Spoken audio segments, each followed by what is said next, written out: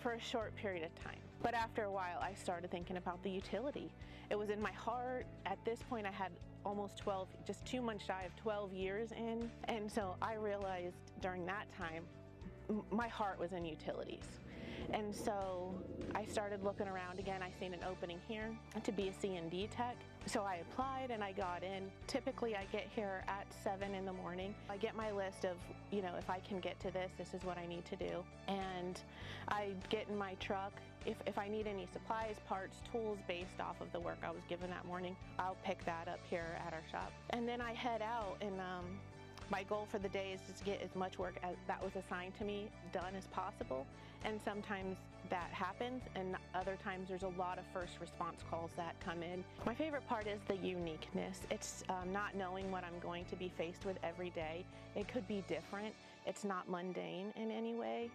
And it's exciting when you get a call and you're on your way and you don't know what it is, and you have the experience and the know-how and the backing to face whatever it's going to be. So I feel very confident in facing these calls, and I think that's my favorite part.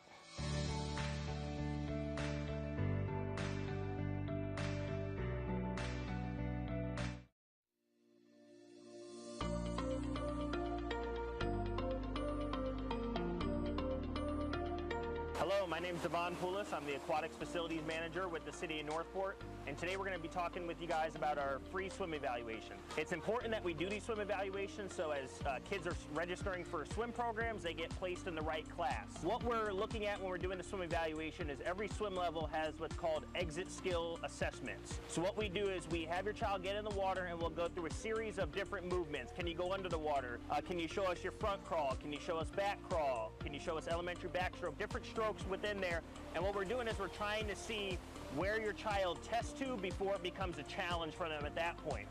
Once we assess that, then we'll let you know, and you can go ahead and sign your child up for that appropriate level there. It's important that we have these so that way when we're teaching a level 1, we don't have kids that should be potentially in a level 2 and a level 1 class because they're not learning the appropriate skills that they need at that point in time. Right now, when we're in full summer operations, we ask that people come between 8 and 10 to do the swim evaluations, just as you can hear the water splashing in the background, slides and everything like that. But any day of the week that we're open, you can come in at any point in time and ask for a swim evaluation. We always have a certified swim instructor on site that can have your child take a swim assessment.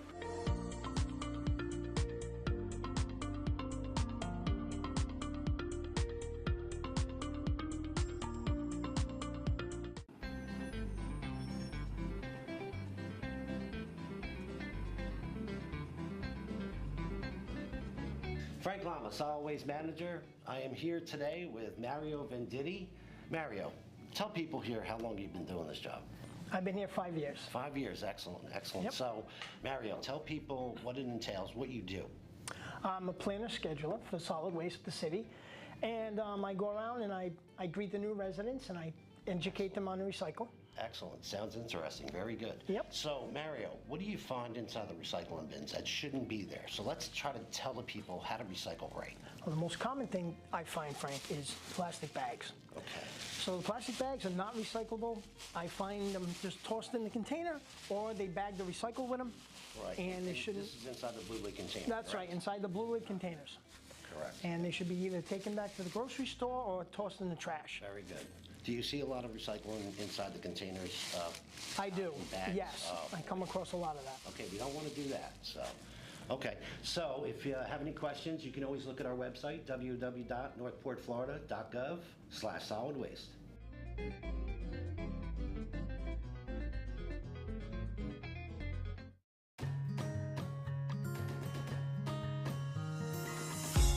Welcome to the brand new Northport Podcast Network. We're so excited to introduce you to our revamped lineup of shows, created to keep you connected, informed, and inspired about everything happening in our city. That's right. With 3 unique shows under one network, there's something for everyone. First up is Northport Now. Madison and I will rotate hosting this fast-paced, news-driven podcast to bring you the latest city updates, event previews, and important information, all in one quick listen. Think of it as your weekly guide to staying in the know about what's happening in Northport. Next, we have Northport Stories. Laura and I will share heartfelt and inspiring tales from around our community. Stories that showcase the people, places, and moments that make our city special. All right. Good morning, everybody. Today is Tuesday, September 9th, 2025. It's 10 a.m. We're in City Chambers, and I call the City Commission regular meeting to order. This meeting has been properly noticed and will be conducted as a hybrid meeting requiring the use of communications media technology, CMT. A physical quorum of voting members is present in the City Commission chambers. A hybrid meeting allows voting members to attend and participate without being physically present in the room where this quorum is convened. Commissioners present, Commissioners Duval, Commissioner Langdon virtually, Mayor Stokes, Vice Mayor Emmerich, and Commissioner Petro. So quorum present for this meeting. Need to hear from our virtual attendee. There is a statement. Commissioner Langdon, you need to read for us. Great, thank you, Mayor. As authorized by City Commission Policy Number 2021-10, I am attending the hybrid meeting via communications media technology because I am experiencing a medical condition, illness, or disability. And if I may, Mayor, because of my surgery, I won't be talking much today, which will probably make Vice Mayor very happy. But yes, thank you. We appreciate that. With that, I'm going to need a motion to approve the use of CMT for this hybrid meeting. I move to accept the use of the CMT for a hybrid meeting. Second. I got a motion by the Vice Mayor, seconded by Commissioner Duval to accept the use of CMT for this hybrid meeting. Let's go ahead and vote, folks. Oh, that's right. Votes. Everything today is going to be voice vote. So, Commissioner Petro? Yes. Vice Mayor? Yes. Mayor's a yes. Commissioner Duval is a yes. We have 4-0 to approve. And I'm a yes. I can vote, Mayor. Oh, well, I didn't know. We haven't decided if we're going to let you vote. We are 5-0. All right. With that, we'll move on to also present City Manager Fletcher, interim City Attorney Golan, City Clerk Faust, Board Specialist Lindner, Police Chief, who do we have back there? Oh, Captain King. Thank you, sir. And Fire Chief Titus. Let's see. How about Daniel? You want to lead us in the pledge? Thank you, sir. To the flag of the United States of America, to the republic for which it stands, one nation, under God, indivisible, with liberty and justice for all. All righty, looking for a motion to approve the agenda. So moved. We got a motion by the Vice Mayor, seconded by Commissioner Duval to approve the agenda. And again, voice vote. Commissioner Petro? Yes. Yes. Vice Mayor's a yes. Mayor's a yes. Commissioner Langdon, I'm sorry. I'm a yes. And Commissioner Langdon is a yes. We have 5-0. That passes. Let's see. I guess we're looking for any general public comments, City Clerk. Gregory Cooley. Proposed tax hikes again. I used to try and get involved and attend public commissioner meetings, but it became crystal clear you 5 commissioners don't listen to nor care about the people you were elected to represent. So why should I bother to waste my time on getting involved? Nothing changes. My trim notice shows you are increasing my Northport portion of property taxes by another 6.4% on top of last year's 6%. Yet by contrast, my Social Security COLA only rose 2.5% this year, and Sarasota County only raised their ad valorem portion by 2.8%. So why does Northport need so much more money to spend?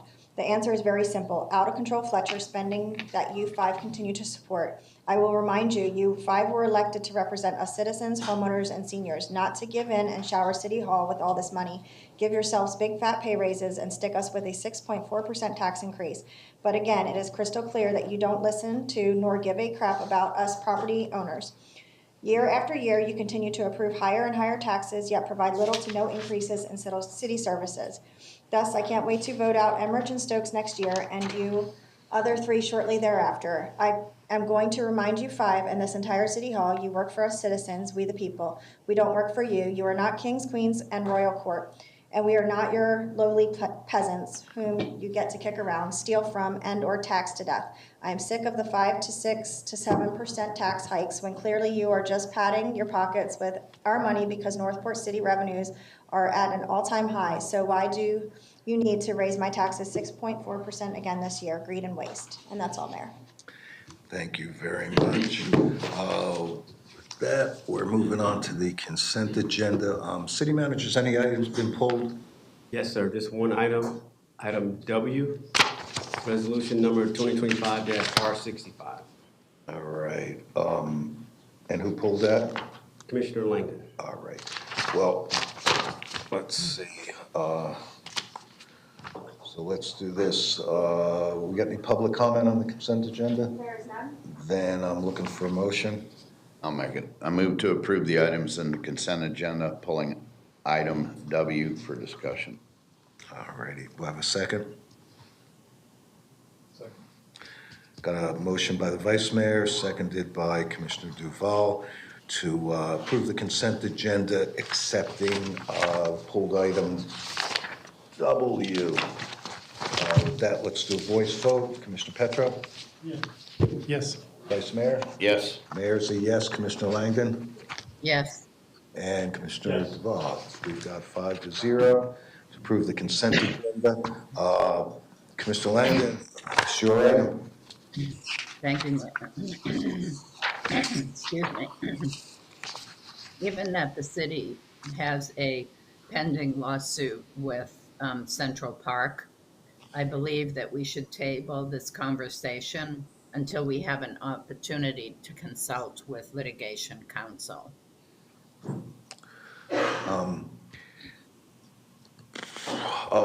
I had a brief conversation with City Attorney, Acting City Attorney Golan. He brought it to my attention that while I think all of us would like to see a conversation with our outside counsel over this litigation before we do anything with regard to this development project, my understanding, and correct me if I'm wrong, anybody, that platting is basically an administrative approval, and so I'm not sure that it does us any good to try to table this item. Not to mention a little bit of sensitivity to the fact that time is money, and delaying for, a period of time may have some financial impact. That's notwithstanding the concerns we have over the bridge issue at Tuscola and our desire to see that issue be resolved. So, I don't know if anybody's got any thoughts here. If Mr. Golan would care to weigh in a little and, articulate. If you'd like. Thank you, Mayor. I'm sure as you're aware, the legislature passed Florida Statute 177071, and requires that plats and replats be approved administratively. So that was effective in July 1st. So if you don't approve it here, Florida law requires it to be approved administratively. It meets the requirements of law, and I'm not aware of anything that prohibits this plat from being approved administratively. I mean, I know Mr. Golan's doing everything he can to set up a meeting for the commission with outside counsel with regard to this issue, and the sooner the better, so we can figure out what to do. That's a conversation for another day. So with that, Mr. Langdon, I don't know if you've got anything you might want to add or say with regard to it, but I don't. Well, I would just ask, thank you, Mayor, I would ask that if plats are now approved administratively, why is it on the agenda? So there's a resolution on your agenda later in the agenda to designate per first statute someone from the city to approve those administratively. So once that is approved, that will be done. So we're going to comply with Florida law, which requires that to be done once that resolution is adopted. Okay, thank you for that. So I guess I'm entertaining a motion on this item. I'll make it. I Move to approve item W, resolution number 2025-R-65 as presented. I'll second that. All right, got a motion by Vice Mayor, seconded by Commissioner Duval, to approve resolution number 2025-R-65. If there's nothing more to that, we'll do a voice vote. Commissioner Petro? Yes. Vice Mayor? Yes. Mayor's a reluctant yes. Commissioner Langdon? I'm a no. And Commissioner Duval? Yes. And that passes 4-1. Moving on to public hearings, resolution 2025-R-67. This is a quasi-judicial hearing, and as a result, City Clerk, if you could read by title only and do the swear-ins. Resolution number 2025-R-67, a resolution of the City Commission of the City of Northport, Florida, vacating the drainage and utility easement for Lot 32 and 33, Blocks 329 of the 5th edition of Port Charlotte subdivision, providing for findings, providing for recording, providing for conflicts, providing for severability, and providing an effective date. Can everyone wishing to provide testimony please stand and raise your right hand? Do you swear or affirm that the testimony you're about to provide is true and accurate to the best of your knowledge, so help you God?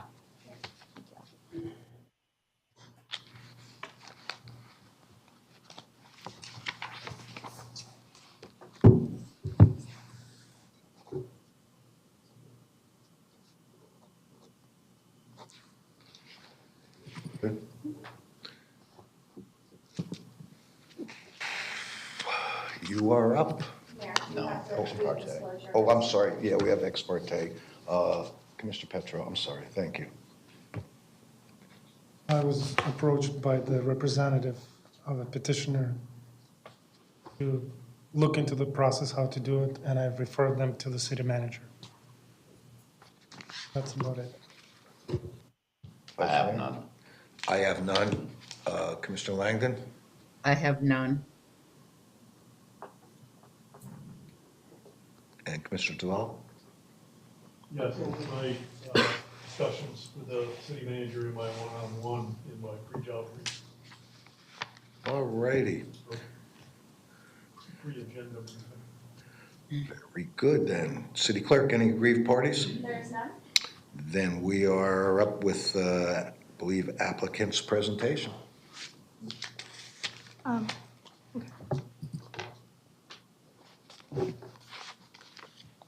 Good morning, Commissioners. Adriana Silva, Planner 2, Development Services. I have been sworn in. Today we'll be discussing 2737 Cottage Lane vacation of easement with resolution number 2025-R-67 through petition number PVAC 2503060. The applicant is Yuri Kovajú. The property owners are Yuri Kovajú and Margarita Kovajú, who are present here today. They are requesting to vacate the platted 6-foot wide drainage and utility easement located on the interior side lot lines in order to have a clear title on the property for a future sale if they desire to pursue that. The location of this property is 2737 Cottage Lane, PID 0988-03-2932. On the screen, you can see a survey of the area to be vacated. That is 1,380 square feet proposed to be vacated. Again, this is the interior drainage and utility easement. Please note that the house and their AC and their pool pump, as well as the shed, is currently located on the portion of the easement to be vacated. The total property area is 43,921 square feet, with a total easement area to be vacated of 1,380 square feet. The following agencies have reviewed the request to vacate the easement according to state statute and the ULDC. All of the utility responses are listed here and reflected in the staff report. All agencies have approved the vacation of easement, excluding AmeriGas. They did not provide a response, but the procedure is that if they do not submit a response within 10 days, it is presumed that there is no issue with the vacation of easement. So this request has been reviewed in compliance with Florida Statute Chapter 177 and the ULDC Chapter 2. and is found to be in conformance with both Florida statute and the development review regulations. Staff recommendation is approval of the petition number PVAC 2503060 via resolution number 2025-R-67. Thank you. Thank you. All right. No other presentations? We got any rebuttal? Would you care to rebut yourself? No. Very good. Any public comment? Commissioners, any questions on this item? Commissioner Duval.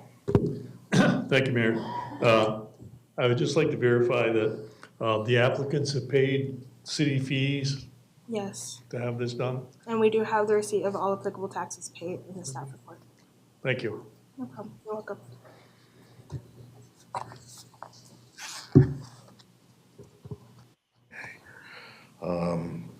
Closing arguments? No, none. No closing arguments. I'm going to close this public hearing and request a motion. Move to adopt resolution number 2025-R-67 as presented. Got a motion by Vice Mayor, seconded by Commissioner Duval to adopt resolution number 2025-R-67 as presented. That if there's nothing more, let's vote. Commissioner Petro. Yes. Vice Mayor? Yes. Mayor's a yes. Commissioner Langdon? Yes. And Commissioner Duval? Yes. And that passes 5-0. All right, moving on to resolution number 2025-R-61. City Clerk, if you'd be kind enough to read by title only. Resolution number 2025-R-61, a resolution of the City Commission of the City of Northport, Florida, revising the list of proposed infrastructure projects funded through Sarasota County's collection of the 1% infrastructure sales surtax proceeds for years 2025 through 2039, providing for findings, providing for conflicts, providing for severability, and providing an effective date. Thank you, ma'am. All right, City Manager, it's your item, sir. Thank you, Mr. Mayor. This item is just to clear up a few items that were previously discussed for our surtax list. One in May 14, 2024, during the City Commission regular meeting, the City Commission approved resolution number 2024-R-17. It transferred funding from the road rehabilitation project and eliminated the projects for the public safety training build-out and the public safety complex classrooms in years 2030 to 34, and the surtax 4 project fund to fund the Emergency Operations Center. On December 10th of 2024, the commission regular meeting, this commission approved ordinance number 2024-45, ordinance number 2025-45, budgeted the voter approval bond proceeds into a capital fund for the Price Boulevard Phase 1 widening project. At this time, the Price Boulevard Phase 1 project was eliminated from the surtax 4 project list, and the debt service was added to the surtax fund expenses. The Warren Middle Springs Park Master Plan Implementation Surtax 4 project for $5 million in the years of 2030 to 34 was eliminated, and the funds were transferred to the Warren Middle Springs Building Rehabilitation Project. And the annual Parks Amenities Program was included in the original surtax 4 list, but since has been determined not to meet the criteria for infrastructure and removed from the project list. We ask that you adopt option 1, which is to adopt resolution number 2025-R-61 today as presented. We're happy to answer any questions you may have, Mr. Mayor. Thank you very much, sir. I believe Commissioner Duval. Thank you, Mayor. As a city manager, just went through, this is a list of items that we have all, that have been discussed and okayed before, and this resolution is putting them all together. I recommend we pass this. Sounds good. Anybody else? All righty. Any public comment? There is none. In which case, I'm going to close this public hearing. Request a motion. I'll move to adopt resolution number 2025-R-61 as presented. And got a motion by the Vice Mayor, seconded by Commissioner Duval, to adopt Resolution 2025-R-61 as presented. Got a voice vote. Commissioner, it's going to be a lot of work today. Commissioner Petro? Yes. Vice Mayor? Yes. Mayor's a yes. Commissioner Langdon? I'm a yes. And Commissioner Duval? Yes. Very good. That passes 5-0. Moving on, Resolution 2025-R-64. City Clerk, if you'd be kind enough to read by title only. Resolution number 2025-R-64, a resolution of the City Commission of the City of Northport, Florida, designated the city's administrative authority and administrative official for the administrative approval of plats and replats pursuant to Florida Statute Section 177.071, providing for incorporation of recitals, providing for conflicts, providing for severability, and providing an effective date. Thank you very much. City Manager, your item. Thank you, Mr. Mayor. Adoption of this resolution would designate the city's Unified Land Development Code Administrator as the administrative authority to receive, review, and process plats, and as the administrative official responsible for approving with conditions or denying a proposed plat or replat, ensuring administrative efficiency and consistency and compliance with Florida statutes. We ask that you choose option 1 today, which is to adopt resolution number 2025-R-64 as presented to ensure compliance with the Florida statutes and provide efficiency and consistency in the new development review and approval process for final plats and replats. We're happy to answer any questions you may have. Good. Commissioners, anything to this one? Any questions? Just to reiterate, City Manager says this is a resolution to stay in compliance with the Florida Statute 177.071. So, from this point forward, administrative approval of plats and replats are administratively handled per the state law. So with that, if nobody has anything else to this, I'll ask City Clerk, any public comment? Then I'm going to close this public hearing, request a motion. I'll make that motion.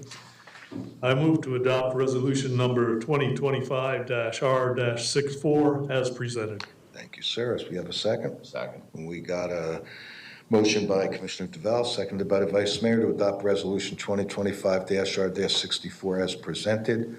Voice vote. Let's go the other way. Commissioner Duval? Yes. Mr. Langdon?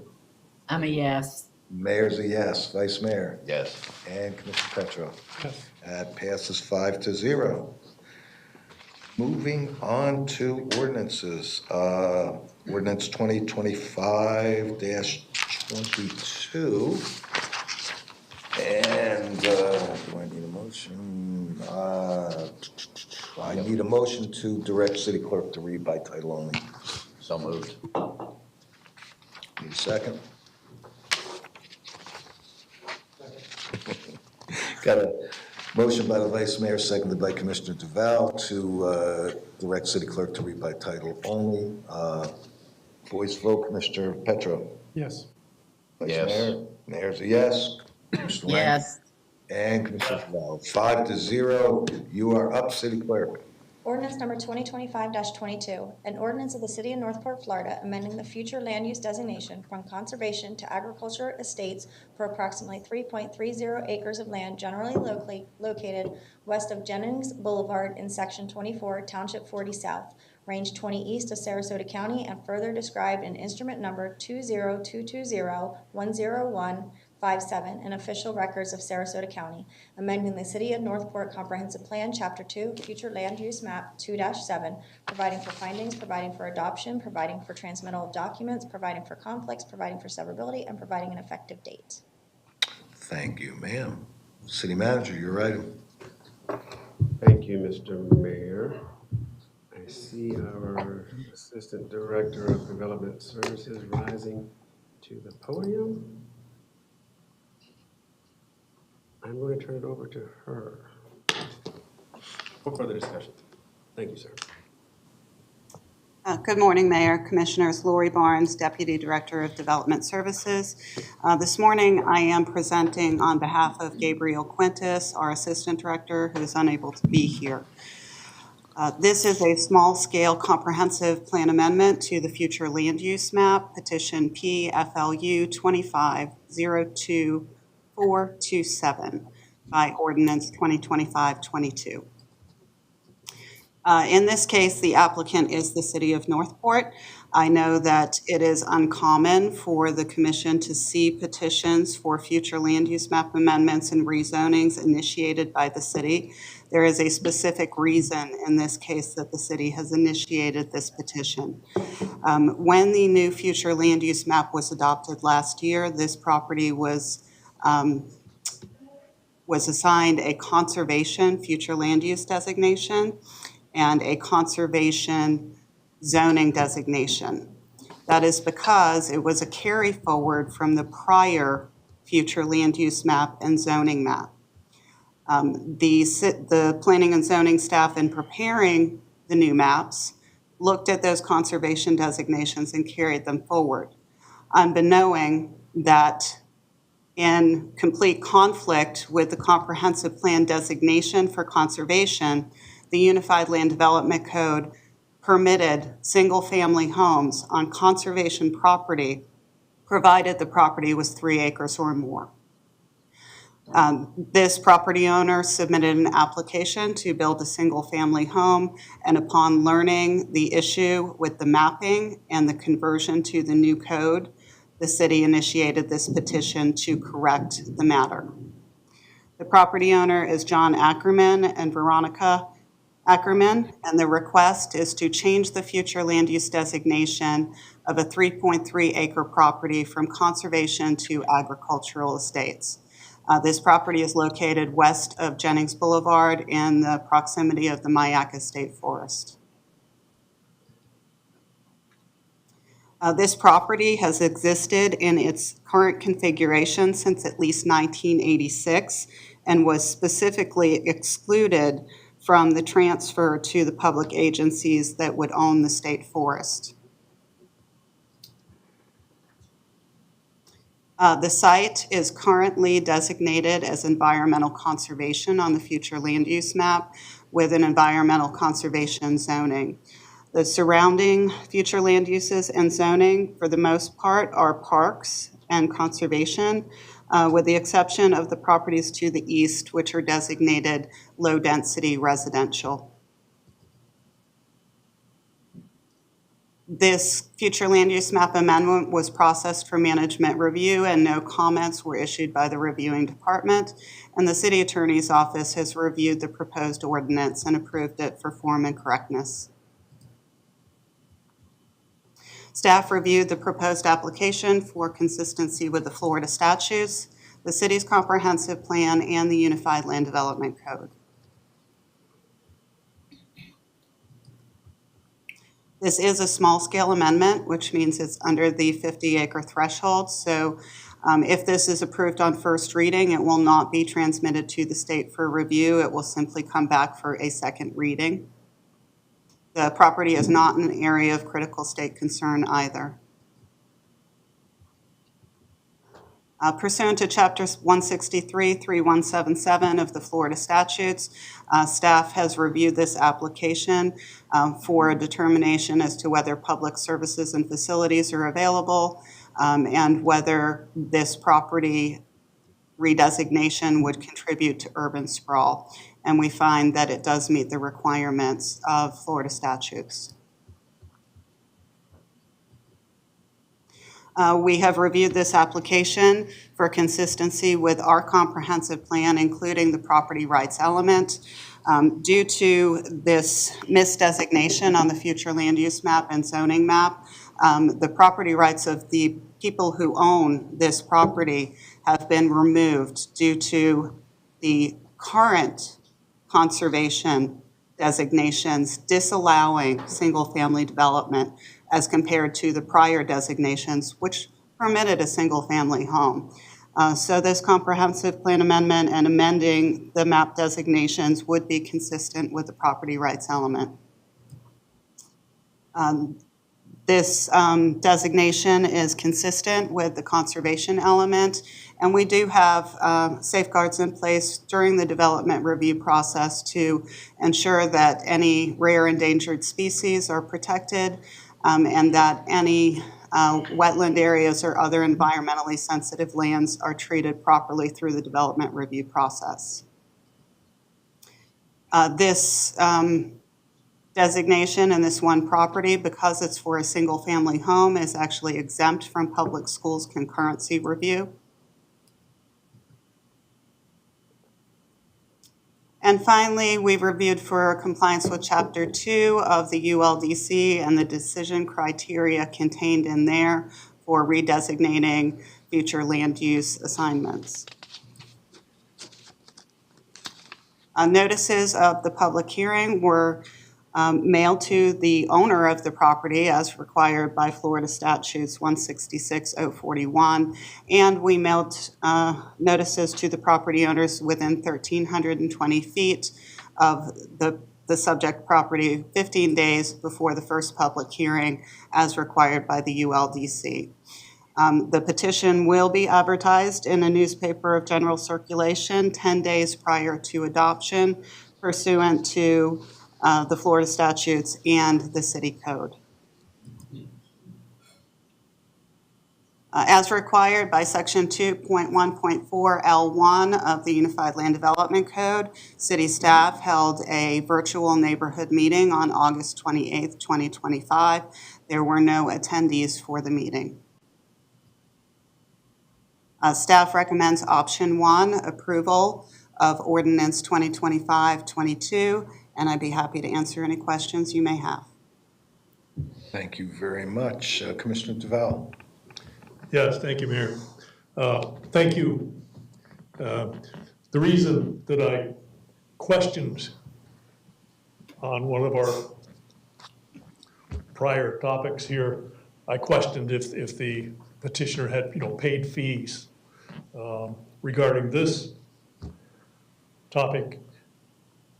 A citizen asked the question, why was the city spending time, and city resources, cost money doing this? Your explanation that the property owner, did put in for permits, to build a house, and as a result of that, the city found out, that when you get down to it, basically the city kind of made a slight error here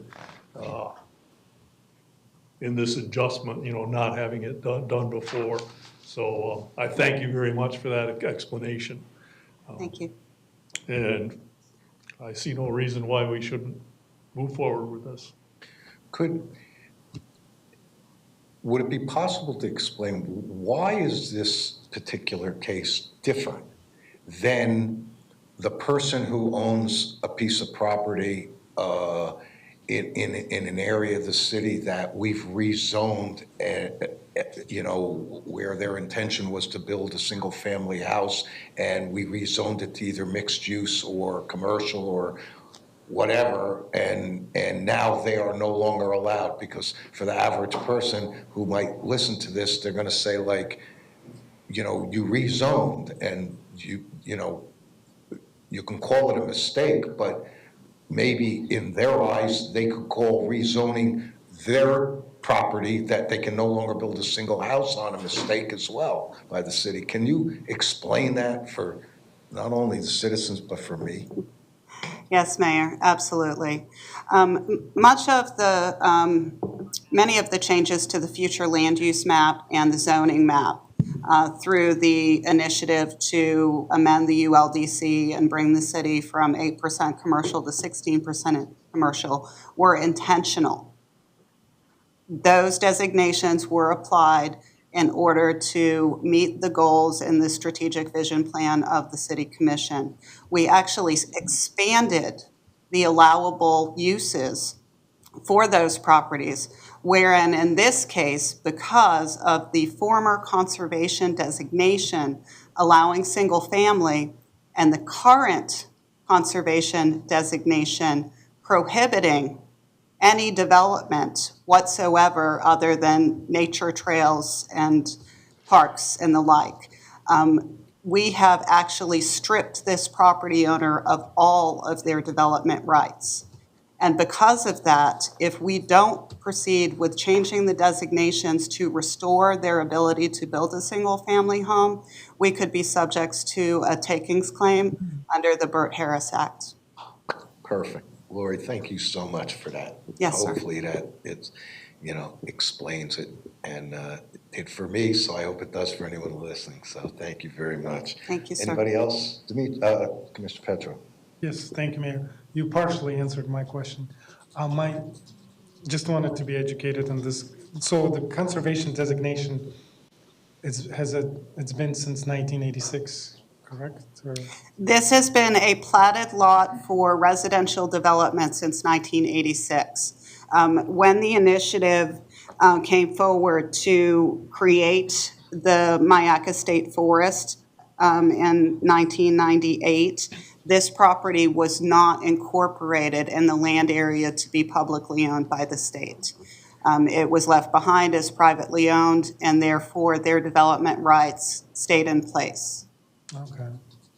So my understanding was because it's conservation designation, designated as a conservation, it cannot be changed. I'm sorry, Commissioner Petrov, I couldn't. Once it's designated as a conservation, it cannot be changed. It can be changed. As far as a future land use designation and a zoning designation, there is a method that can be used to provide for a permanent conservation easement on a property, and that is done through recording a conservation easement document to maintain the property in perpetuity. The future land use designations and zoning do not restrict the city commission from making a change to those designations if they feel it meets the criteria of the statutes, the comprehensive plan, and the Unified Land Development Code. That makes sense. The only question I have is how the owner overlooked when they bought in 2022, they did overlook that it was designated as a conservation? Or? Again, under the prior future land use element and Unified Land Development Code, there was an issue. The conservation designation in the comprehensive plan clearly identified that conservation lands were designated for preservation and minimal improvements. However, the Unified Land Development Code specifically allowed single-family homes on properties with conservation zoning, provided they were over 3 acres. Now, that's antithetical and in complete conflict, and we can't wrap our heads around how former planning staff, commissions, et cetera, permitted single-family homes in a conservation designation, but that's the facts. The facts is that it was allowed, and with this recent initiative, new future land use map and new zoning map, this property owner has been stripped of all of their development rights that they once had. Makes sense. Thank you. Anything more to this item? Seeing nothing, any public comment? Maria Leslie. After the crooked and unjust citywide rezoning that just plagued the majority of its residents, I cannot fathom what nefarious purpose the city has to rezone conservation land. This is very odd and a red flag to anyone paying attention. We should never rezone precious conservation lands, especially with how rapidly the city has been developing things in the last 5 years. Leave the planning staff alone. They have better things to do than degrade the Myakka Forest, and that is all, Mayor. Thank you very much. Hopefully Ms. Barnes' explanation helps. With that, I'm going to close this public hearing and request a motion. I'll make the motion. Go ahead.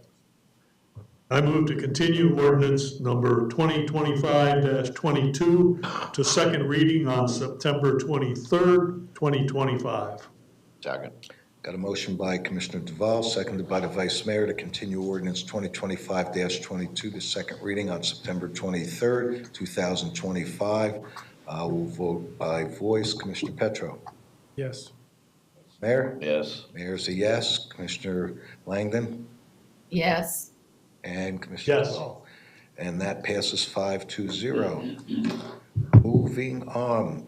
ordinance 2025-21. It's a quasi-judicial hearing, and I request a motion to direct city clerk to read by title only. So moved. Second. Got a motion by the Vice Mayor, seconded by Commissioner Duval, to direct city clerk to read this by title only. Let's vote. Commissioner Petro? Yes. Vice Mayor? Yes. Mayor's a yes. Commissioner Langdon? I'm a yes. And Commissioner Duval? Yes. That passes 5-0. City clerk, you're up. Ordinance number 2025-21, an ordinance of the City of Northport, Florida, rezoning approximately 3.30 acres of land located west of Jennings Boulevard in Section 24, Township 40 South, Range 20 East of Sarasota County, and further described in instrument number 2022-010157 in official records of Sarasota County from Environmental Conservation Classification EC to Agricultural AG Classification, amending the official zoning map, providing for findings, providing for filing of approved documents, providing for severability, providing for conflicts, and providing an effective date. Can everyone wishing to provide testimony please stand and raise your right hand? Do you swear or affirm that the testimony you are about to provide is true and accurate to the best of your knowledge, so help you God? I do. Thank you. Let's do ex parte communications. Commissioner Petro? None. Vice Mayor? None. Mayor's none. Commissioner Langdon? None. And Commissioner Duval?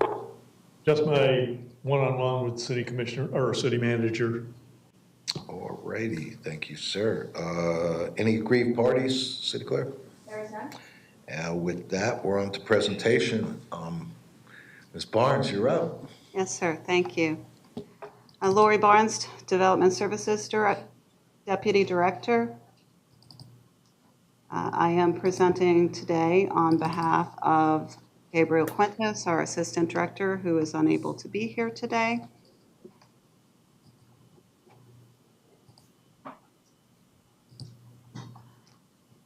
And I'm presenting a rezoning for the Ackerman property, petition PRZ 25-02428.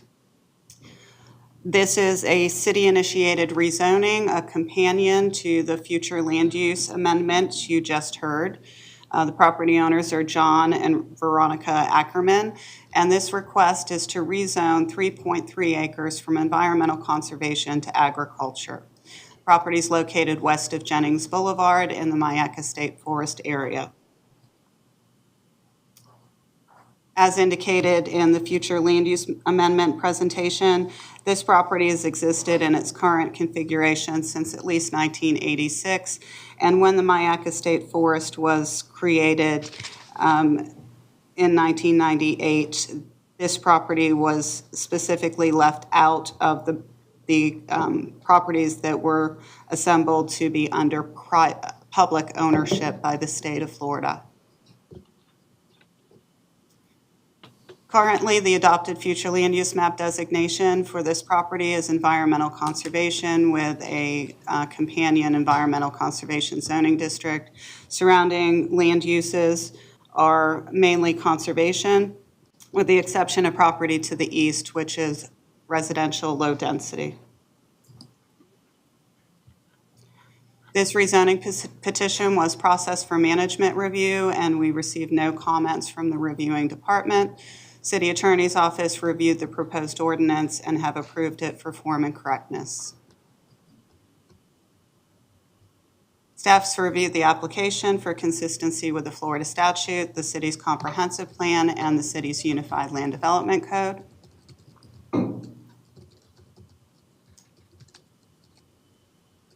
This petition will follow the procedure for adoption of ordinance and resolutions. It will be advertised 10 days prior to adoption pursuant to the state law. Compliance with the comprehensive plan. Staff has reviewed for compliance with our future land use element, our public schools facility element, and our property rights element, and compliance with the Unified Land Development Code.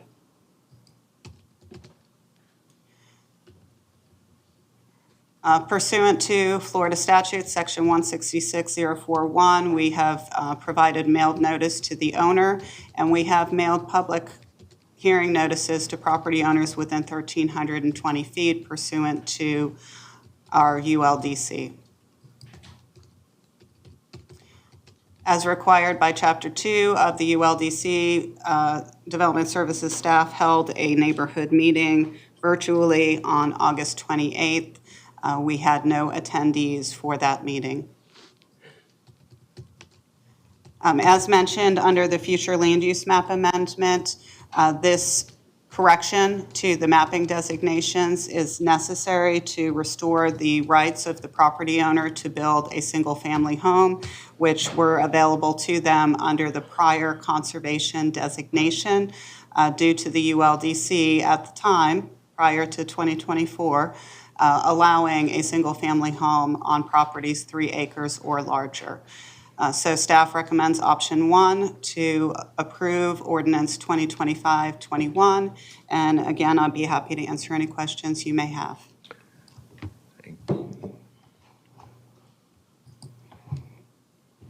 Petro. Thank you, Mayor. Just a circumstantial question. What if the meeting was attended by any residents and voiced their opposition?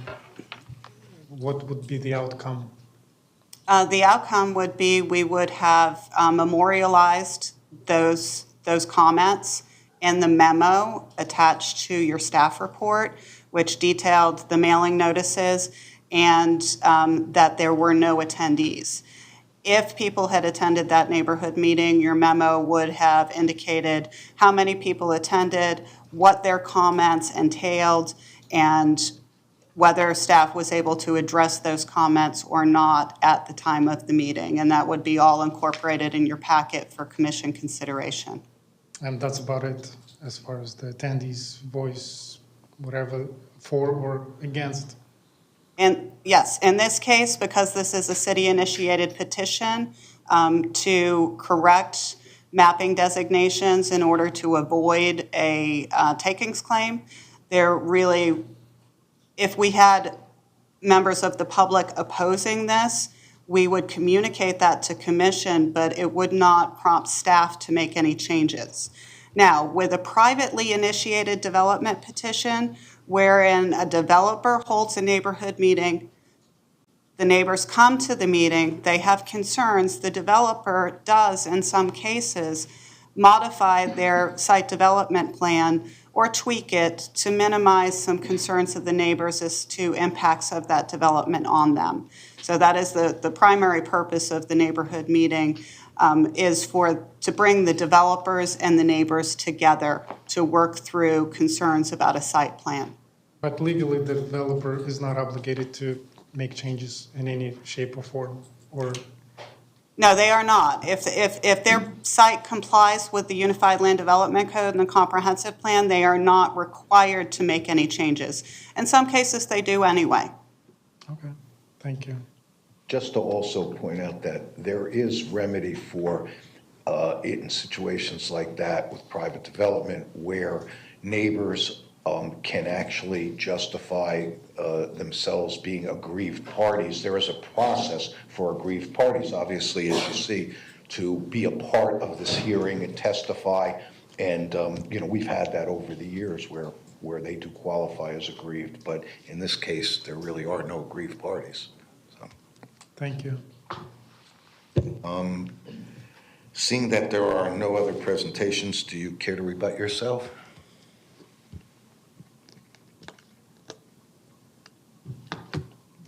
No, sir. I wouldn't think so. For a minute there, I wondered. She was thinking about it. I do believe it. Okay. With that, any public comment? There is none. Then, at that point, we've got closing arguments, I guess. No closing arguments, just respectfully request you approve the ordinance before you as presented. Very good. With that, then, I'll close the public hearing and request a motion. I'll make that motion. I move to continue ordinance number 2025-21 to second reading on September 23rd, 2025. Second. Got a motion by Commissioner Duval, seconded by the Vice Mayor to continue ordinance 2025-21 to second reading, September 23rd, 2025. Let's vote verbally. Commissioner Duval? Yes. Commissioner Langdon? Commissioner Langdon? Yes, I had to unmute myself. I'm sorry. There you Yes. go. You're a yes. Mayor's a yes. Vice Mayor? Yes. And Commissioner Petro? Yes. And that passes 5-0. Thank you. All right, moving on. We have ordinance 2025-20. Need a motion to direct city clerk to read by title only. So moved. Got a motion by the Vice Mayor, seconded by Commissioner Duval to direct city clerk to read this item by title only. Commissioner Petro? Yes. Mayor? Yes. Mayor's a yes. Commissioner Langdon? I'm a yes. And Commissioner Duval? Yes. That passes 5-0. City clerk, if you'd be kind enough. Ordinance number 2025-20, an ordinance of the City of Northport, Florida, amending the Code of the City of Northport, Florida, Section 2-510, regarding subpoena procedures related to code enforcement hearings, providing for findings, providing for conflicts, providing for severability, providing for codification, and providing an effective date. Thank you very much. City Manager, your item, sir. Thank you, Mr. Mayor. It is the recommendation of the City Clerk, City Attorney's Office, and Code Enforcement Division of the Development Services Department that Article 9, Code Enforcement, Section 2-510, Subpoena Procedures, Section A of the Code of the City of Northport, Florida, be amended to comply with the Florida Statute, Section 162.08. As such, this proposed amendment has been included in ordinance number 2025-20 for the Commission's review and consideration. We ask that you continue ordinance number 2025-20 to second reading on September 23rd, 2025 as presented. We're happy to answer any questions you may have, Mr. Mayor. Thank you, sir. Commissioners, anything to this item? We all good? Any public comment? There's none. Then I'm closing this public hearing. Request a motion. Move to continue ordinance number 2025-20 to second reading on September 23rd, 2025. Second. Got a motion by the Vice Mayor, seconded by Commissioner Duval to continue ordinance 2025-20, second reading on September 23rd, 2025. Let's have a voice vote. Commissioner Petro? Yes. Vice Mayor? Yep. Mayor's a yes. Commissioner Langdon? Yes. And Commissioner Yes. Duval? We have 5-0 affirmative, then this passes. Moving on, ordinance number 2025-19. Need a motion to direct city clerk to read by title only. So moved. Second. Got a motion by the Vice Mayor, seconded by Commissioner Duval to direct city clerk to read by title only. Voice vote, Commissioner Petro. Yes. Vice Mayor. Yep. Mayor's a yes. Commissioner Langdon. Yes. And Commissioner Duval. Yes. And we've got 5-0. City Clerk, you're up. Ordinance number 2025-19, an ordinance of the City of Northport, Florida, providing for the use of speed detection systems in school zones, designating local hearing officers to conduct hearings on contested violations, and determining school zones where speed detection systems will be placed, amending the Code of the City of Northport, Florida by adding Section 74-31, providing for findings, providing for conflicts, providing for severability, providing for codification, and providing an effective date. Very much. City Manager, your item. Thank you, Mr. Mayor. Chapter 166 of the Florida Statutes and Article 8 of the Florida Constitution states that the legislative body of each municipality is vested with the authority to enact ordinances necessary to protect the health, safety, and welfare of its residents.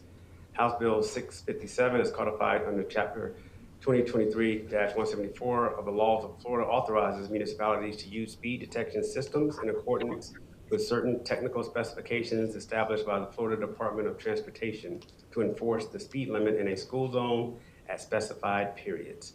Prior to utilizing speed detection systems to enforce eligible school zone speeding violations within its jurisdictions, municipalities are required to adopt an ordinance authorizing the placement and installation of speed detection systems and creating administrative and enforcement procedures for the use of speed detection systems at designated school zones.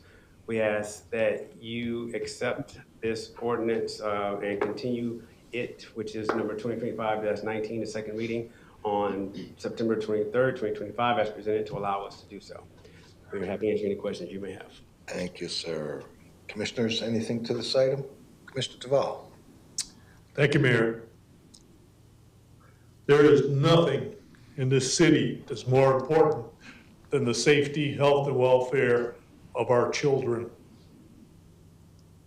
When I first saw this on our agenda, and my comment in my one-on-one with the city manager was, yay.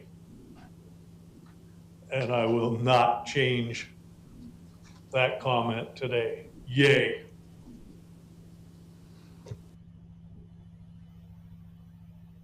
Anything else? Commissioner Petro. Yes, what would be the financial impact on the city's budget?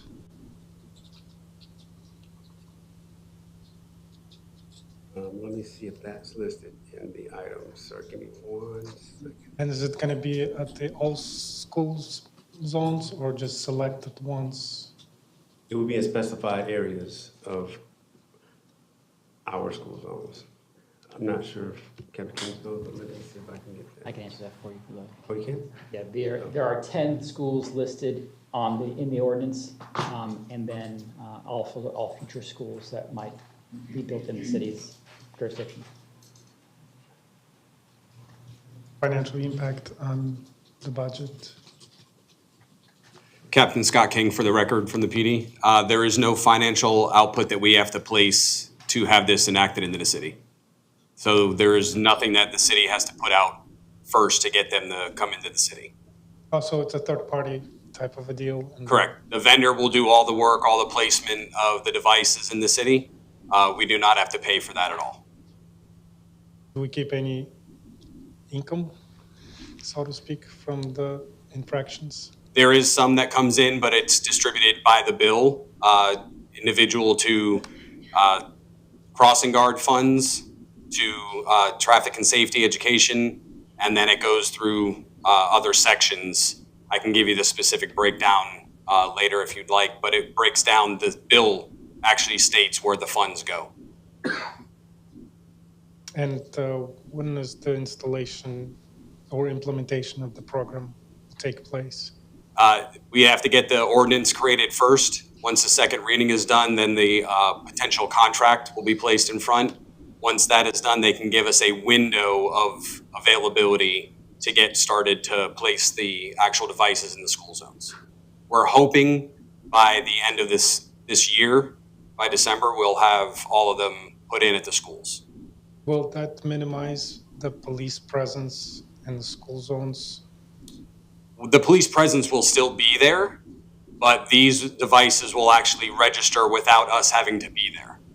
So we can do actual police work outside of the school zones if we needed to, but we'll still be able to enforce the traffic laws inside the school zones, even if the officer wasn't there. And in your estimation, by what percentage the work would be decreased by the current police force? I don't have an estimate of what the percentage would be, but I can tell you from the beginning of the school year this year till today, we've already had 214 violations that officers have observed in school zones that we can be in while addressing all the other calls for service. So this would be able to be educated for 30 days prior to the installation. And then after that, any violations from 30 minutes before to 30 minutes after. So those time frames of the entire day, those violations would be notified. And what is the percentage of revenue will be kept by the city as opposed to the vendor? I can't factor that because it all depends on how many violations occur. And do we have a selection of vendors whom we can choose, we as a city? Or is it just one vendor and the contract is how long? Right now, we will have a contract brought forward at the end of the month for after the second reading, but we did venture out to meet with different vendors. Okay, thank you. Yes, sir. Anything else, commissioners? Any public comment? John Rain. Good day, Mayor Stokes, Vice Mayor Emmett, and Commissioner Duval, Langdon, and Petro. My name is John Rain, and I represent Genoptic Smart Mobility Solutions. We commend the city in considering this important student and traffic safety initiative and fully support the adoption of this ordinance. Genoptic is a preeminent designer, manufacturer, and provider of traffic enforcement technologies with over 60 years of experience and 30,000 systems deployed globally, including nearly 4,000 of our systems deployed and operational throughout the U.S. and Canada. We provide a fully end-to-end solution, equipment, event capture, and violation processing with zero upfront costs to the city. Our North American headquarters is regionally located in Jupiter, Florida. There are several firms that provide similar technology. We urge the city to research and interview several vendors or initiate an RFP procurement rather than looking next door to the vendor providing these services to neighboring or nearby municipalities. This will allow the city to be fully aware and compare solutions, processes, services, and costs, as well as the practice, successes, and challenges of each vendor. More importantly, to make the most informed determination of the best firm to partner with that is responsible, responsive, and provides the most cost-effective solutions that meets or exceeds the city's needs to ensure that a successful program is implemented. Again, we support the adoption of this ordinance and wish the city the best with this initiative and anticipated program implementation. Thank you. And that's all, Mayor. Thank you. With that, I'm going to close this public hearing and request a motion. I'll move to continue ordinance number 2025-19 to second reading on September 23rd, 2025. Second. A motion by the Vice Mayor, seconded by Commissioner Duval, to continue ordinance 2025-19, second reading on September 23rd, 2025. I will vote by voice.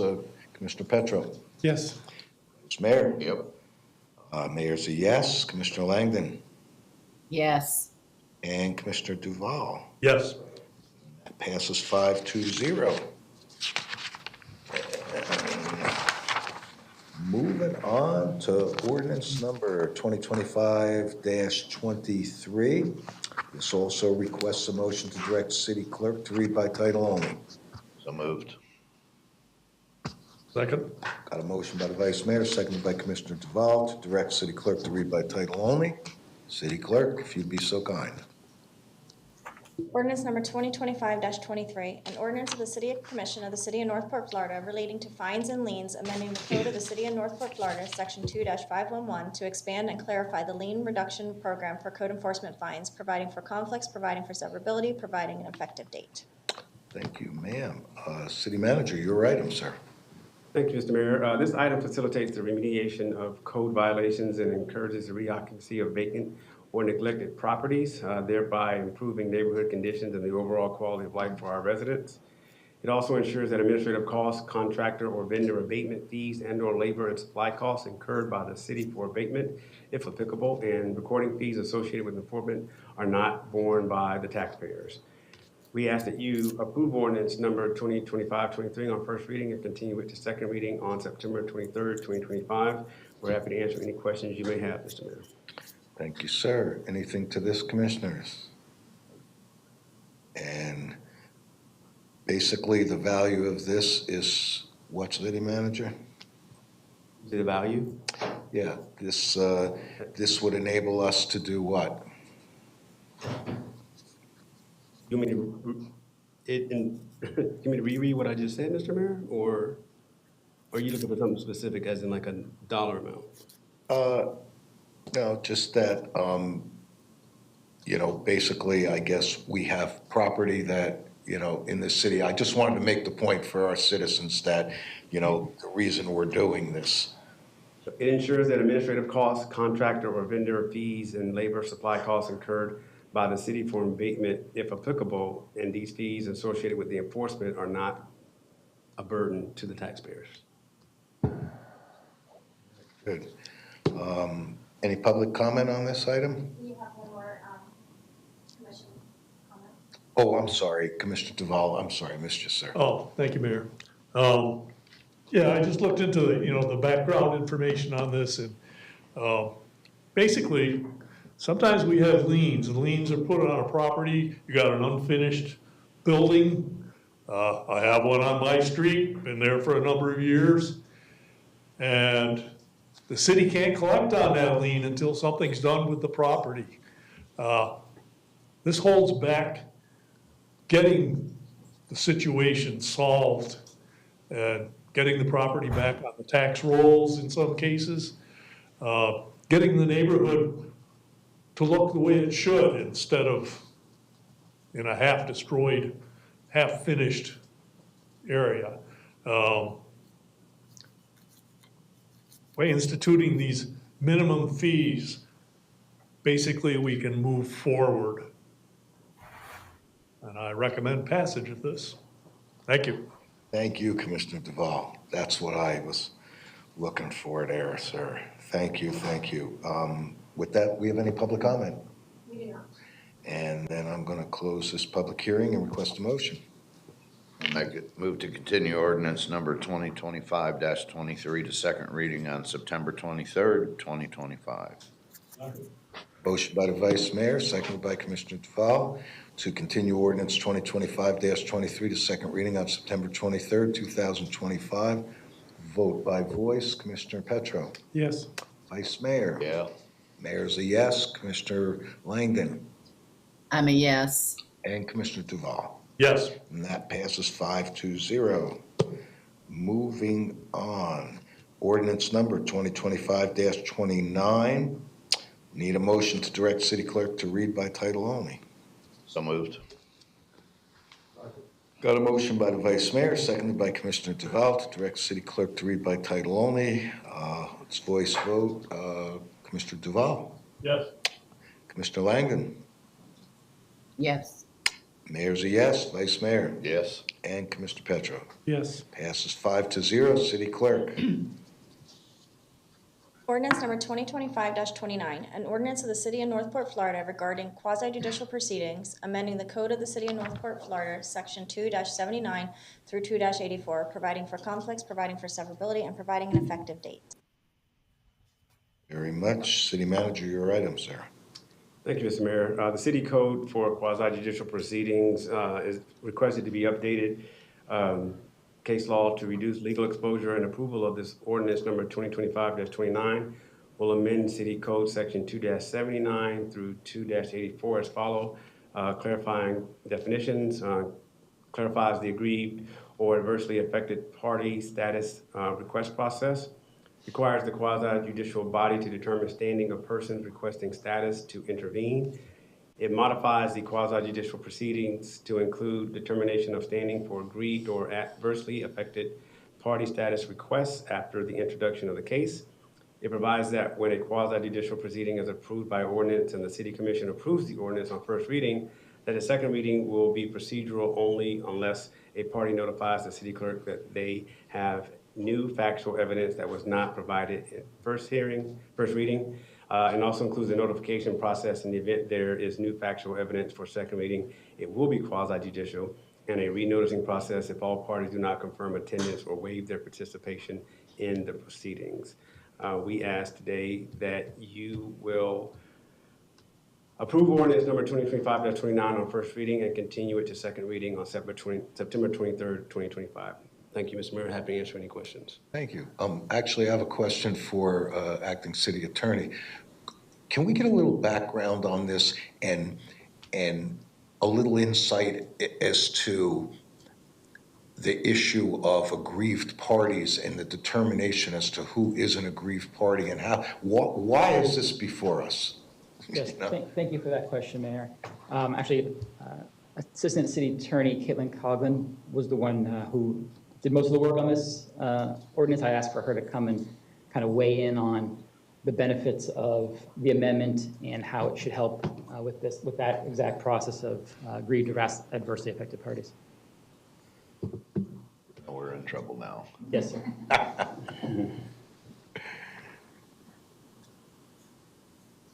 Good morning, Caitlin Coughlin, Assistant City Attorney. I have not been sworn in. Do I need to be sworn in? We're good? Okay, perfect. So here, what we have is our quasi-judicial as it stands is, as you guys do it every single time. The issue of an aggrieved party is always something. So if you have standing to essentially interrupt into this proceeding, we want to make sure that it's being done properly. This new ordinance will allow you to look at the facts, look at the person, and see if they actually have the standing to be an aggrieved party so we don't run into issues later on. Typically, standing will be looked at or appealed later on in a circuit court, but here it allows you to do that first initial look at the different parties and what they have going on and be able to essentially say whether or not they can speak to the commission at that time. I don't know if you have anything you want to add, but basically allows for standing. So, thank you. Lori Barnes, Deputy Director, Development Services. Just to add a little clarity to what Assistant City Attorney Coughlin indicated, under the current quasi-judicial proceedings, aggrieved party standing is not specifically determined through our quasi-judicial proceeding process. The only way there's consideration of whether this person actually has standing under the law is if another party challenges that aggrieved party status. Okay, so that has not happened under the current ordinance because, first of all, those representing developers don't want to create issues that might make the commission look at them differently. And staff doesn't generally have any specific purpose to challenge an aggrieved party. So these aggrieved parties are automatically found through our quasi-judicial process to have standing.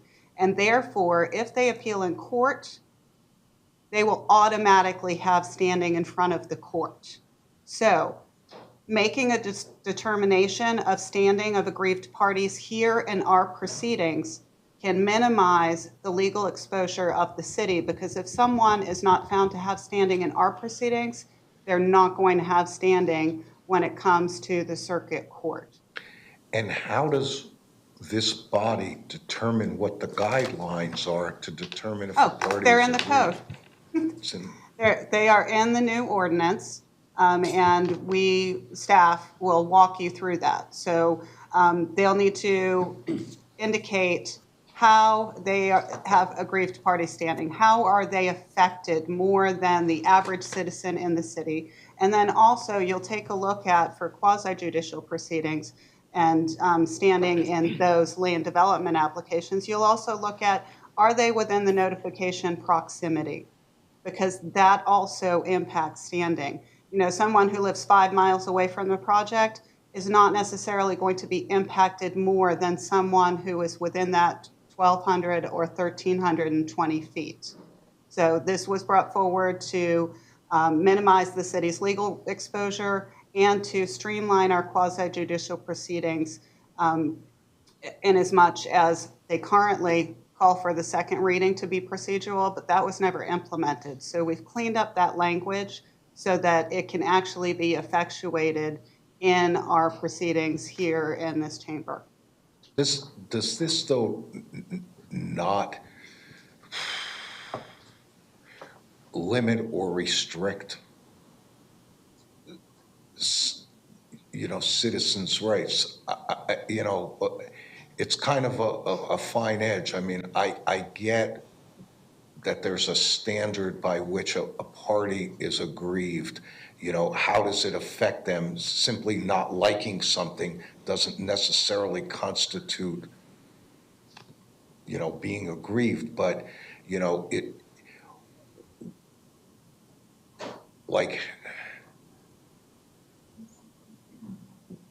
what problems did we have that's prompting us to do this? I'm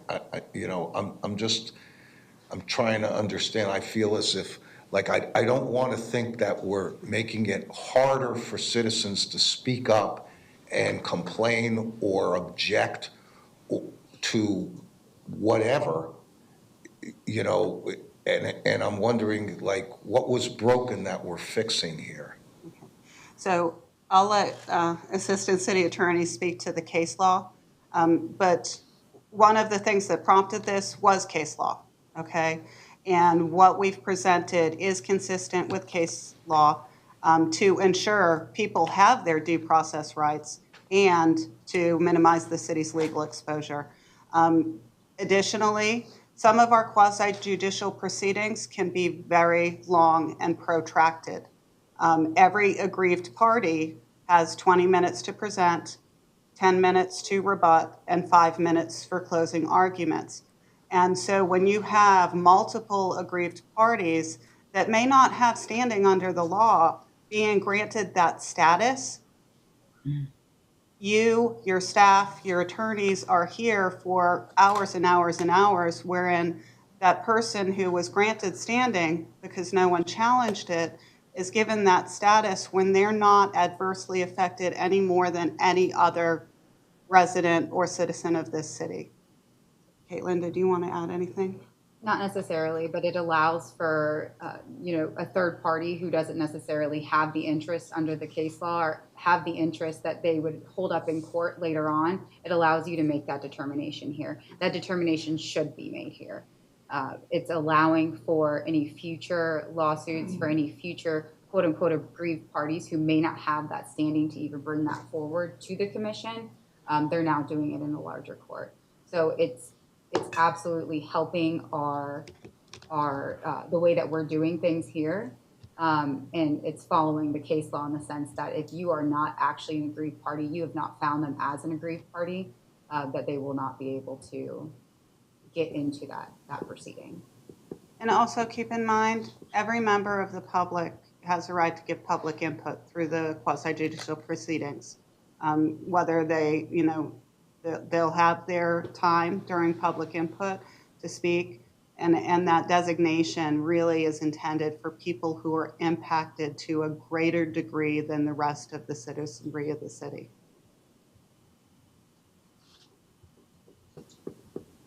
So if you're looking for financial impact, an aggrieved party doesn't necessarily need to be an aggrieved party could then bring a challenge causing the city, dragging the city into litigation where they wouldn't necessarily have the right to be a party anyway. Just thinking of situations where there are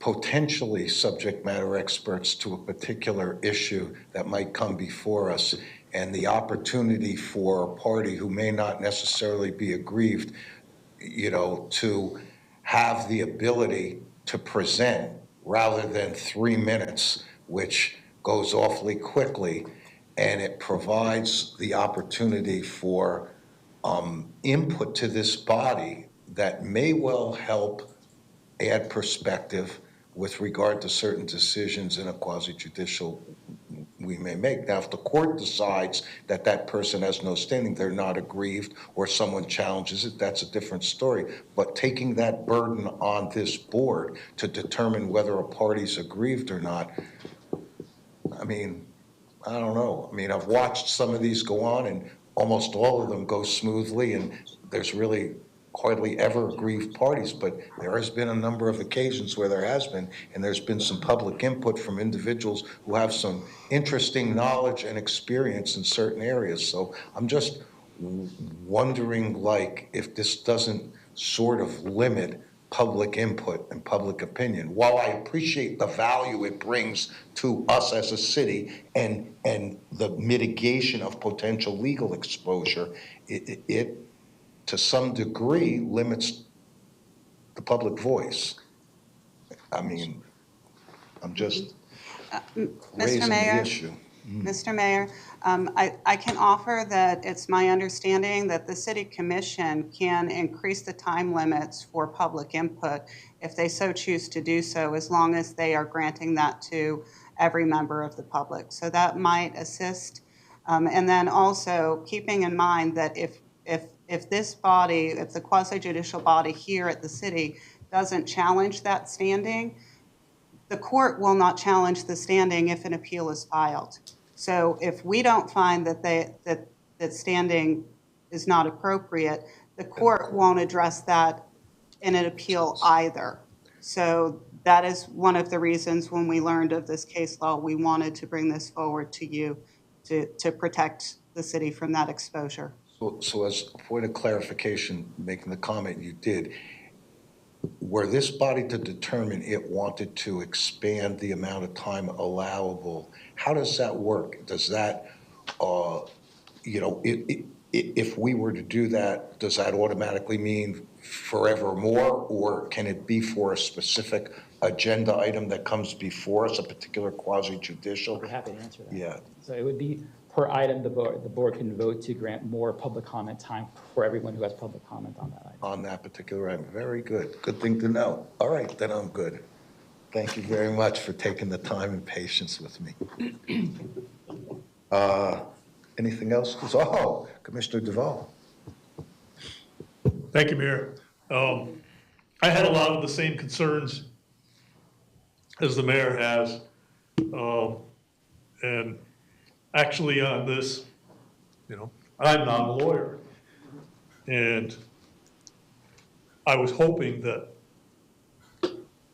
through this meeting, I would get more information, you know, enough information, you know, to make an informed decision on this. And, you know, based on what I've heard, I want to reserve for myself the amount of time for me to go and read through city code.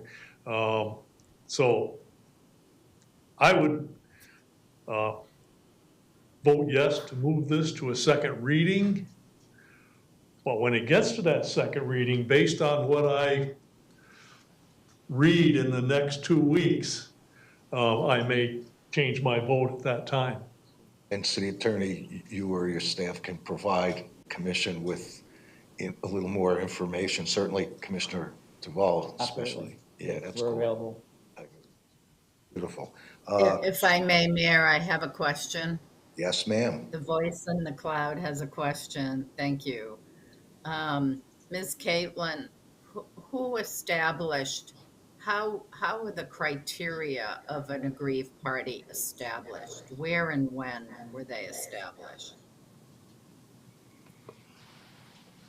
Good morning again. So if you look through the proposed ordinance, and I apologize, I'm looking up to you since you're on the screen. If you look through the proposed ordinance, there's going to be separate ways that we can do this. Obviously, there's going to be procedural issues that we deal with first. There's going to be a filing deadline. There's going to be due process that they are afforded. They have to follow those rules, they being whoever the aggrieved party may be. Then we're looking at, if you go to page, assuming you have it in front of you, if you go to page 5 of 9 of the ordinance in subsection B, if they've done so, if they've given their notice and they've put together the application and the approval document for the matter, it goes through first reading. If they've done that before first reading, then you may look at them as an aggrieved party at that time. As to if they have not gone to first reading, then you have to make sure that they've done it. Let me see what page that is on. I believe it's on page 6 of 9. Then they can do it by second reading. This is all laid out. The purpose in this is the same way that in a quasi-judicial you have to have competent substantial evidence. It's the same procedural aspect for standing. We are basically laying out what you will be looking at to accomplish standing for them. It's not necessarily to say that somebody who, an outside party, doesn't have standing on that. If they have that evidence that they are meeting this criteria, then they are able to do that. But everything is laid out, and I could go through the entire thing, but there's certain things that if it's procedural in nature, if there's new factual evidence, we've laid everything out and fixed the ordinance as such. Okay, again, let me try. Are these standard something that the city of Northport identified? You reference case law, so I'm assuming it isn't state statute that lays out who qualifies as an aggrieved party. Who determines those standards? Yeah, so case law does determine those standards. There's a lot of case law on standing in general. This ordinance is directly impacted by that case law. When you go through standing, there are certain due process rights, obviously, that these outside citizens have. All of this is based off of that case law. Okay. And Thank you. So these aren't arbitrary standards that the city of Northport came up with. That's correct. And what I could do is provide my brief of that in totality as it relates to the certain, I think that will help you as well, Commissioner, the brief of that case law as it relates to the ordinance and why standing is so important in these types of hearings moving forward. Okay, thank you. That would be helpful. I appreciate it. Of course. I'm all set. Thank you. Commissioner Petro. Thank you, Mayor.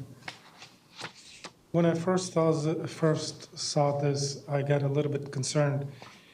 And Lori, you're correct when you said if the court might decide the standing, and if it qualifies for standing. But if the court proceedings might put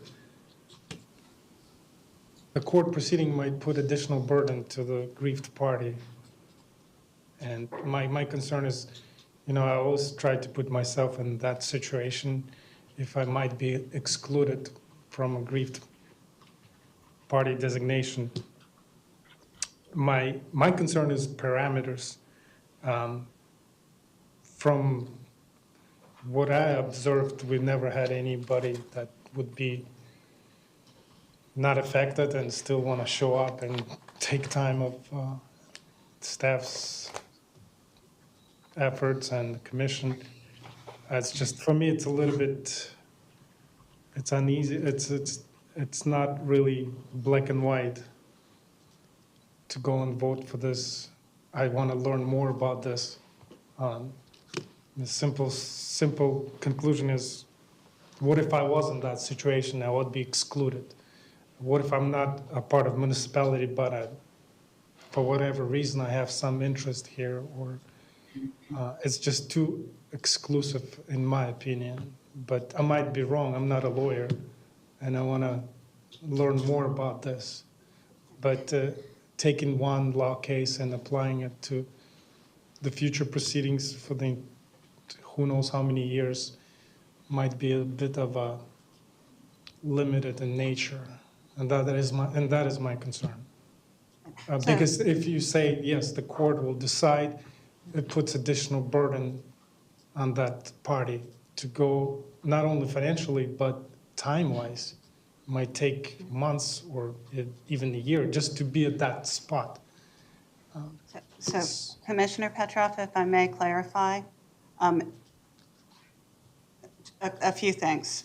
First, if this board finds that someone has aggrieved party status according to the Florida statutes and according to the standards in the draft ordinance, if it's adopted, then that person, if they wished to appeal, they could appeal in court, and they would have that standing on the basis that you found they had the standing here in our quasi-judicial proceedings. But they would have to go through the court. Anything has to go through the court system. So, for example, if there was a development, and we had a developer present a petition, and we had aggrieved parties from the neighborhood that met the requirements for standing, and that 1,320 feet or 1,200 feet, whichever applies per the code. If the commission finds that they meet the criteria and they have standing, and the developer's petition is approved, then that is their next step in the due process if they want to file in court. That's a decision of the aggrieved party that they need to make if they want to proceed with an appeal to the circuit court. I understand that. Okay, part, yeah. So if they have standing and you've determined that, there's no additional steps at the circuit court for that standing.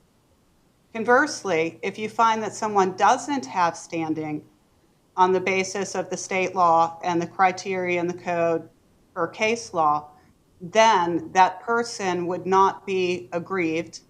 They would not be found to have standing for a circuit court appeal. And that is appropriate because appeals in the circuit court can cost the city hundreds and thousands of dollars in legal fees, as Mr. Golan had indicated. And so that is, the primary purpose for bringing this forth to the commission is to provide that protection from legal exposure and provide for good stewardship of the taxpayer dollars. Moreover, Ms. Caitlin can provide the case law summary that we utilize to prepare these proposed regulations, and between first and second reading, if the commission believes that that would be helpful. And when you say if the commission finds the aggrieved party to be valid or validate, what is the actual process in that? What is the actual process in establishing that? Okay, so in the draft code, there is a definition of aggrieved party based on the state statute. There are criterias for which the commission will review the aggrieved party's application. And as Assistant City Attorney indicated, they are on page 4. Line 51. They are on page 4 of 9. So the City Commission would need to find that the basis of the request complies with procedural requirements. The requester is a resident, citizen, or owner of property in the city limits. If the basis of the request is the correct application of our Northport Comprehensive Plan or Unified Land Development Code that relates to rezoning and special exception hearings, the requester resides or owns property within 1,320 feet, and they've provided sufficient evidence or justification that they have a protected interest that exceeds those of the community as a whole. If it's another quasi-judicial proceeding, it's the same standard, only it's the 1,200 feet. So if the basis of, then finally, if the basis of the request is correct application of the city code, the requester must show a legally cognizable interest. So in the new quasi-judicial proceedings, if the commission should adopt this ordinance, after the title of the ordinance is, or the petition is read, the first step would be determination of standing if we have aggrieved parties. So you'll have the application that identifies all of their information. We'll have a map up showing the proximity, whether it's 1,320 feet or 1,200 feet, and we'll confirm whether that person owns property or resides within that proximity. And then you'll consider the factual evidence or justification that shows that they have an interest over and above the community as a whole. That is how the process would work, and that is how the process would support the city's efforts to minimize our legal exposure. And if I could add on to that, so something to keep in mind, and I know that this has been the general consensus of fear that not everybody's going to be able to come up and make these arguments or make these factual instances that they may feel that they are aggrieved.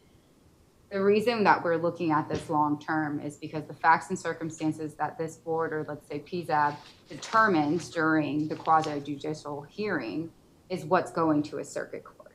So everything that comes out here, you don't get to add more facts. You get to make appeals. But just like the facts and circumstances here are presented as they are, the same thing goes for standing. You could have a third party who comes in and gives you all of these facts that are not going to be helpful to the city. And then later on, we have no standing to basically say that they had no right to be there. They had no right to come into this hearing and say X, Y, Z. So that's something to keep in mind. What happens in here, in addition to determining whether or not somebody is an aggrieved party, is important for that circuit court hearing. If you already determine that they did not qualify or they did qualify, those facts and circumstances are going to be taken from that court. And that's really what we're trying to avoid and help.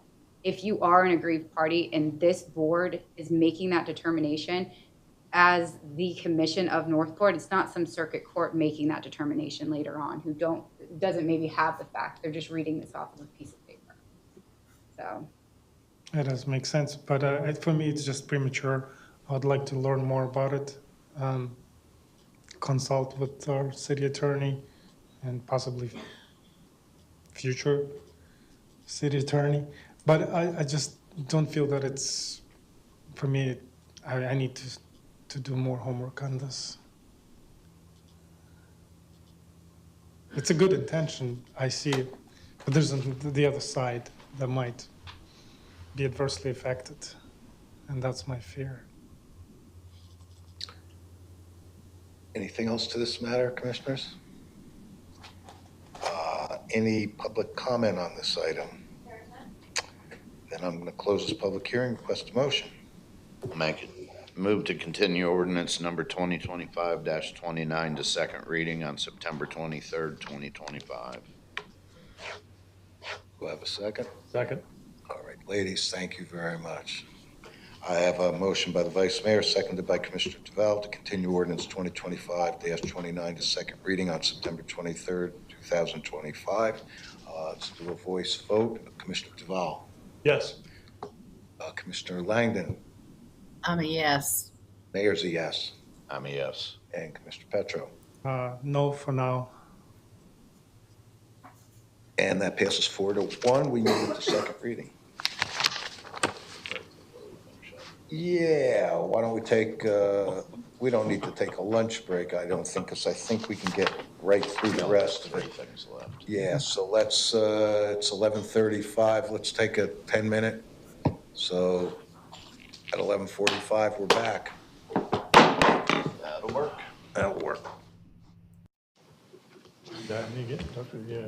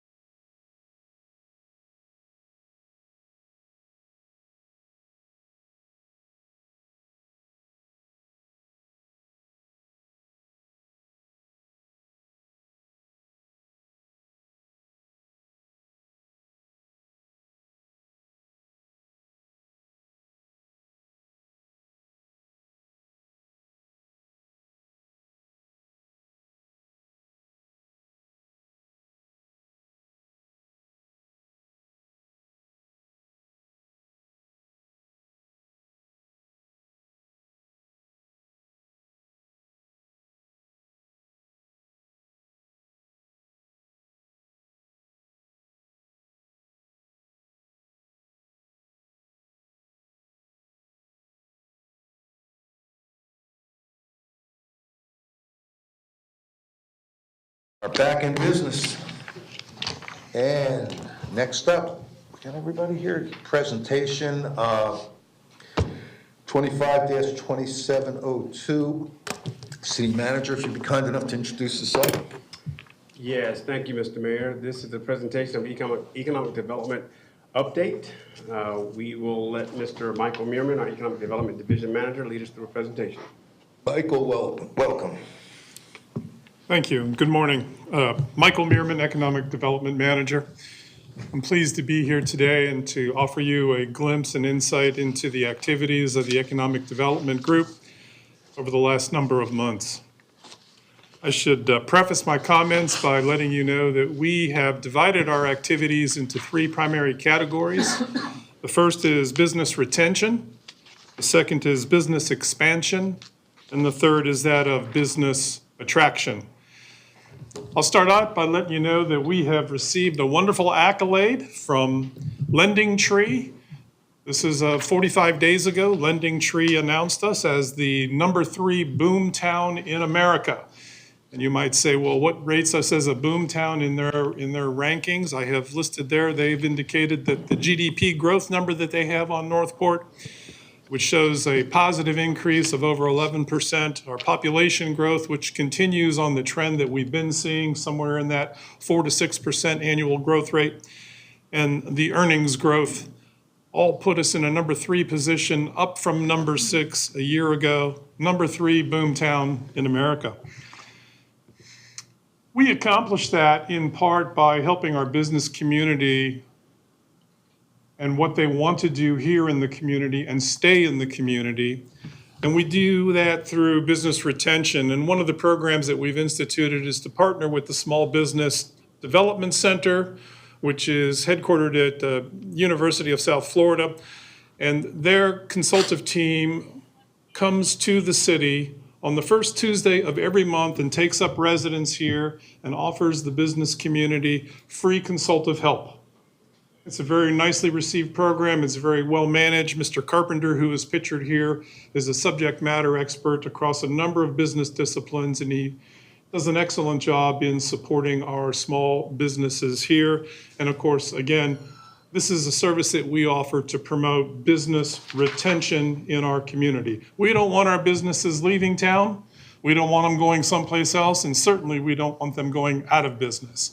And so this is one of those efforts that helps support that objective. Another one of those products that we have developed, which we launched back in September, was this idea of having educational offerings on a monthly basis for the small business community on subjects that would interest them and help propel them forward. This 8-class program, which runs through March of next year, is partially underwritten by Cruise Bank. We went out and solicited their sponsorship to help defray the costs that were associated with developing that program. Classes are taught on-site at the SCF campus adjacent to Welland Park. And we have our 3rd class offering happening, and it is going to be attended by over 50 individuals on Wednesday, a week from tomorrow. The continued growth of the small business community is demonstrated in some of these photos here.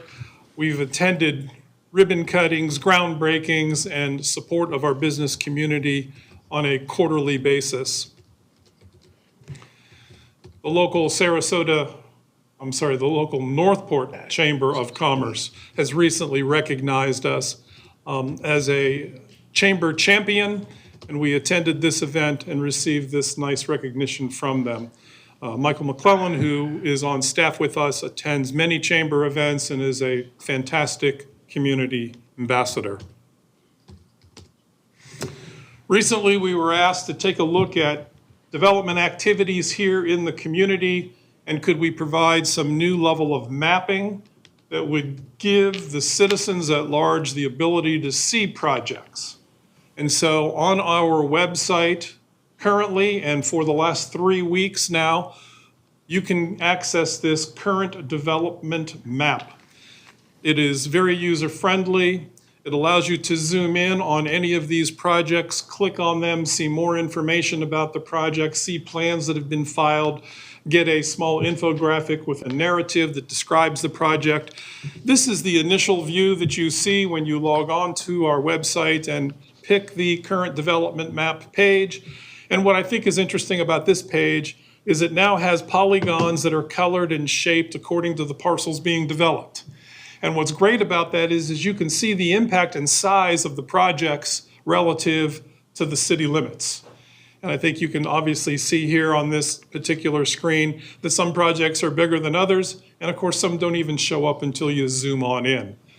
But the nice thing is that this is accessible by our citizens, and I can tell you there's been tremendous amount of positive feedback from all sorts of folks saying, thank you, we now know what's going on, we can see it, we can click on it, we can read more about it. The attraction activity for the Economic Development Department has included attending trade shows.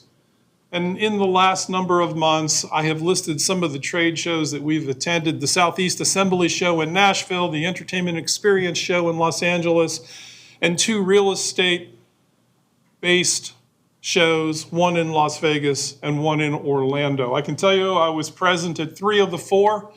And those shows have proved to be phenomenal in terms of networking, contacting, education for our own community as we compare what we're doing to other communities around the nation, but also getting a sense and feel for the economic indicators that drive development in the different markets that we try to bring here to our own community. And so it's not just the retail component, a strip plaza, a retail store. All sorts of projects, all sorts of silos of business are tapped into. I can tell you that my Rolodex, if you will, has grown substantially as a result of attending these shows, my contacts, and of course the solidifying of relationships that we need to make the right people at the right place at the right time. Trade shows an important component of the economic development mix. We call these our inbound missions. We meet with site selectors, developers, retailers, folks in the hospitality trade, those in the healthcare environment, and certainly those in the real estate investment component. I have recently had significant numbers of discussions, phone calls, Teams meetings, in-person meetings with the real estate investment firms. They seem to like today's economic climate. They're quite bold on real estate these days. They want to have discussions. They're looking for the next opportunities, and they're looking to do what's right for the community. I can tell you that every developer meeting that I have sat in, every real estate investment group that I have spoken to, and I do mean every, the first thing they ask is, what do you want to see done in the city of Northport? And I find it very refreshing because I'm prepared with answers that are consistent with our strategic vision, our comprehensive plan, and the will of our community. And so when we find these inbound mission individuals talking to us and asking us what we'd like to see done, we're glad to know, you'll be glad to know that we're prepared to speak with them. At the present time, I have a number of active relationships. I thought I'd give some samples for you so you could see the type of activity and development activity that we're pursuing. Many of you realize we have one active hotel in the community at this point in time. Welland Park has talked about a Marriott flagged hotel, boutique hotel that's going to go up in Welland Park. But I can tell you that in addition to some of the chatter about other projects, I am actively working with 5 other hoteliers and or investment firms to build hotels within the city. Now I say, I'm talking to them. If 2 of the 5 come to fruition, it would be great, because it would be 2 more that we don't have today. We have recently looked at mobile and cellular activity, thanks to the Visit Sarasota County's ability to access some software. And we can see mobile activity here in our community and determine where money is being spent, what people are doing. We can see them coming from other communities. They might eat at a restaurant, they might go shopping, we can track that data, we see that data, and then they leave town to go get hotel accommodations somewhere else. So very interesting that that data points to the fact that we have that need. The citizens know that we have this need. We all want to see some sort of new hospitality development here in our community. Along with the real estate investment folks who are looking to master plan certain properties around the community, one of the first things that they need to have done, of course, is to secure an anchor to kick off that property. And typically we think of anchors like Target or Walmart or Publix. I am actively working with a couple of different retail anchors, 50,000 plus square feet, to help those initiatives get kicked off so that those projects can come to fruition. Working on 3 separate restaurant agreements, although they may be quick service restaurants, which are market driven, market demand creates that. It's not something that we've pursued. The quick service restaurant component of economic development occurs naturally based upon growth of a community, demand for a particular type of product, and of course then there are those fad products that do come out from time to time. But I am working on 3 different restaurant projects as well. Most exciting for me is the technology sector. I have been pursuing this aggressively to bring technology-oriented businesses here to our community and begin to capitalize on what seems to be a growth pattern in many cities around the country, but do it our way. Do it the way we need to see it done here in the city of Northport. Our citizens have asked for, we've heard it, we talk about it, they want things that are sports-centric. And to that degree, I am speaking with organizations about developing sports-centric projects. You might think of baseball fields, soccer fields, indoor recreation activities. And yes, those are all included in these discussions, but also are sports-centric mixed-use development projects that include restaurants, retail, and arena-styled sports activities. And so those discussions are active and ongoing. And lastly, something that we've just begun to pursue in the last 90 days is the entertainment component. Our citizens have asked. There's a need for more entertainment options in our community. Next week, we're seeing a youth-oriented entertainment option, Do the Beach, open up, their grand opening. And so that serves that youth marketplace. But the adult entertainment, that didn't come out right. The entertainment option for adults is lacking. You might hear things like bowling alleys and movie theaters. We're thinking well beyond that. We're thinking of strong levels of entertainment through music and artistry. And so I have active projects along those lines as well. Where are you going to put all this stuff, you say? Well, what we're doing is we're working, of course, with a blank landscape out in Activity Centers 6 and 10. I say blank, we do have some residential out there in Activity 10, existing homeowners. But nonetheless, it presents us with an opportunity to develop and utilize appropriately something on the order of 3,000 acres.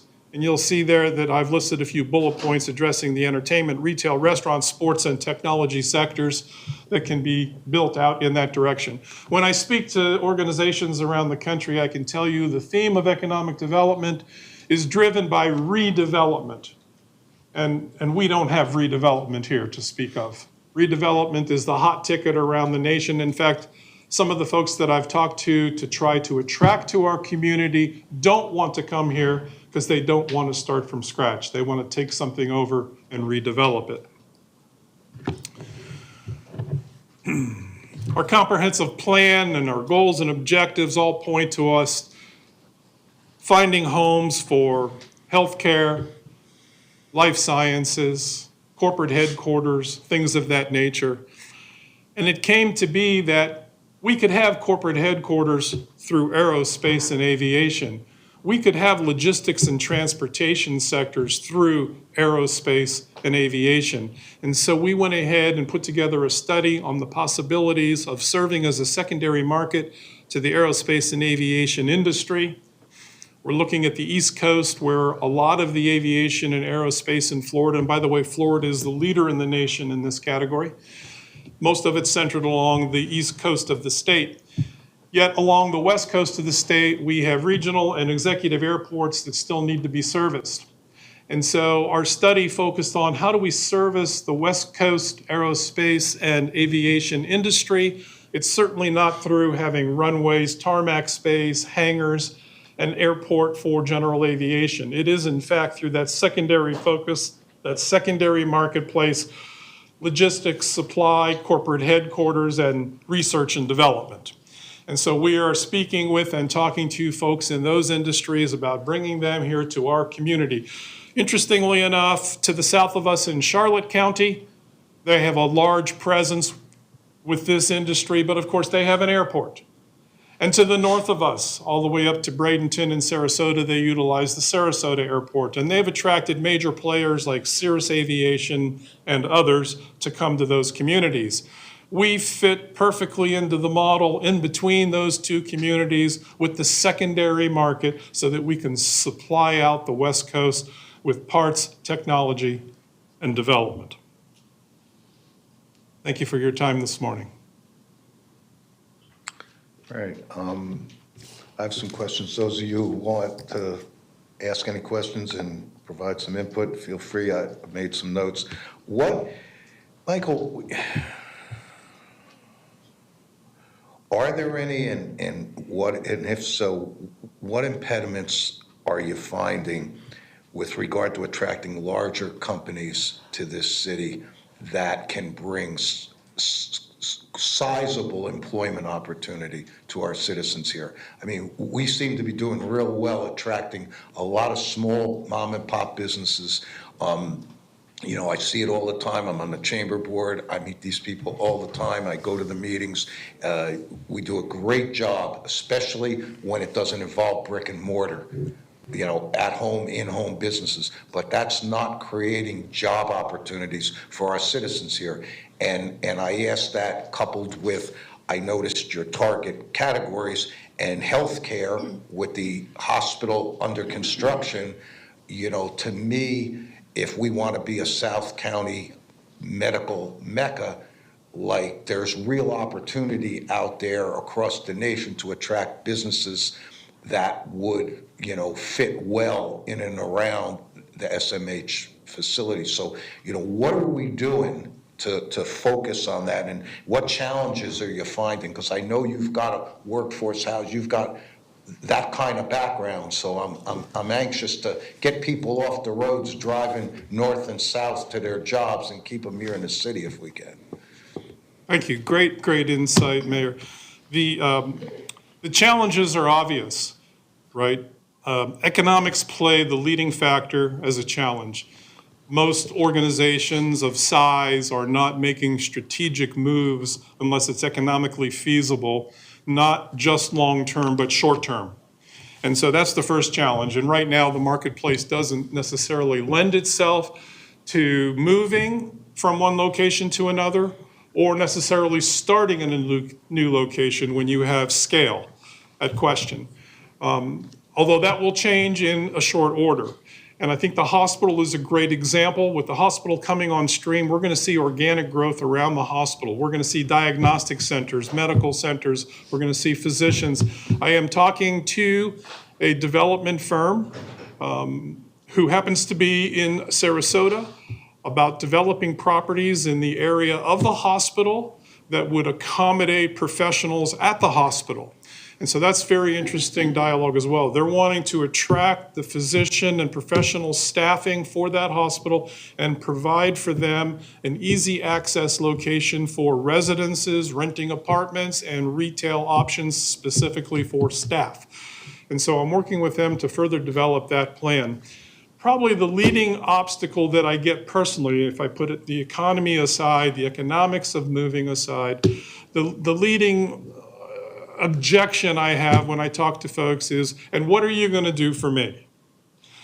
Right? And of course, I get very serious on that subject with these folks, and I let them know, frankly, we're going to provide you with ridiculously great service to come to the community, and we're going to walk you through City Hall, and we're going to help you out. And of course, right away, they respond with, they're wanting some sort of incentive.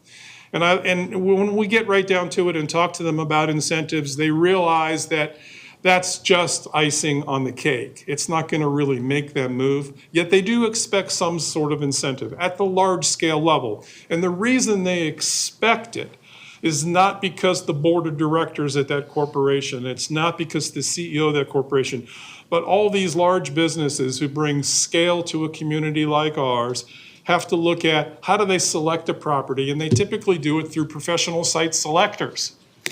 And the site selectors are hired by these organizations to help them relocate to a community. They have very sophisticated software tools that say, what if we went here versus there?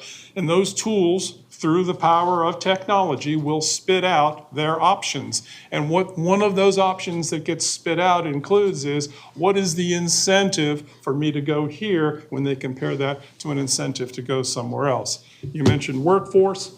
Workforce is a really strong and leading indicator of attracting a business to a community. It doesn't help us that 90% of our active workforce leaves the city every day to go work somewhere else. And so we have to work on a formula that allows the work, live, play economic development so that our workforce begins to stay here, or we attract new residents who want to come here for that reason. Do we find that population growth and densities are also a strong determining factor in some of these businesses' decision-making? Yes, sir, in all of them. In all of them. The word density is used frequently in discussions, whether you're a steakhouse, a quick service restaurant, or a corporate headquarter. They're interested in the density of the community, the number, and we're not talking about whether or not we have appropriate clearances between lots. We're talking about the number of citizens we have in the community within a geographic area. It's fun to note that we hope to be approaching that 100,000 mark maybe by this time next year. And that 100,000 mark offers us great opportunity for discussion around the density subject, but also for the workforce issues that people have questions about. And on the subject of workforce, because you asked what we're doing about it, right? So what's really important is we're working with the Career Source Options who provide grant funding for training and development. We're providing training and development ourselves. We're working right now, I should share, it wasn't in the presentation, I'm actively working on a program with the Minnesota and the Charlotte County SCORE chapters, formerly known as the Service Corps of Retired Executives. They are funded by the SBA, and we have an active project on the table to launch additional development activity through SCORE. And of course, that's always an attraction point as well. You mentioned the sports-centric. One of the things that have stuck in my craw ever since I've moved here and seen it go up is the Braves Stadium in Welland Park. And I sit on the county tourism board, and I, on a periodic basis, rattle the cages over why there isn't more activity down there and why those fields aren't utilized, why there aren't more events, why there just is not more action, which there is certainly the desire on the public's part to have in the city. And I am always continually pointed to the fact that these decisions are made by the Braves.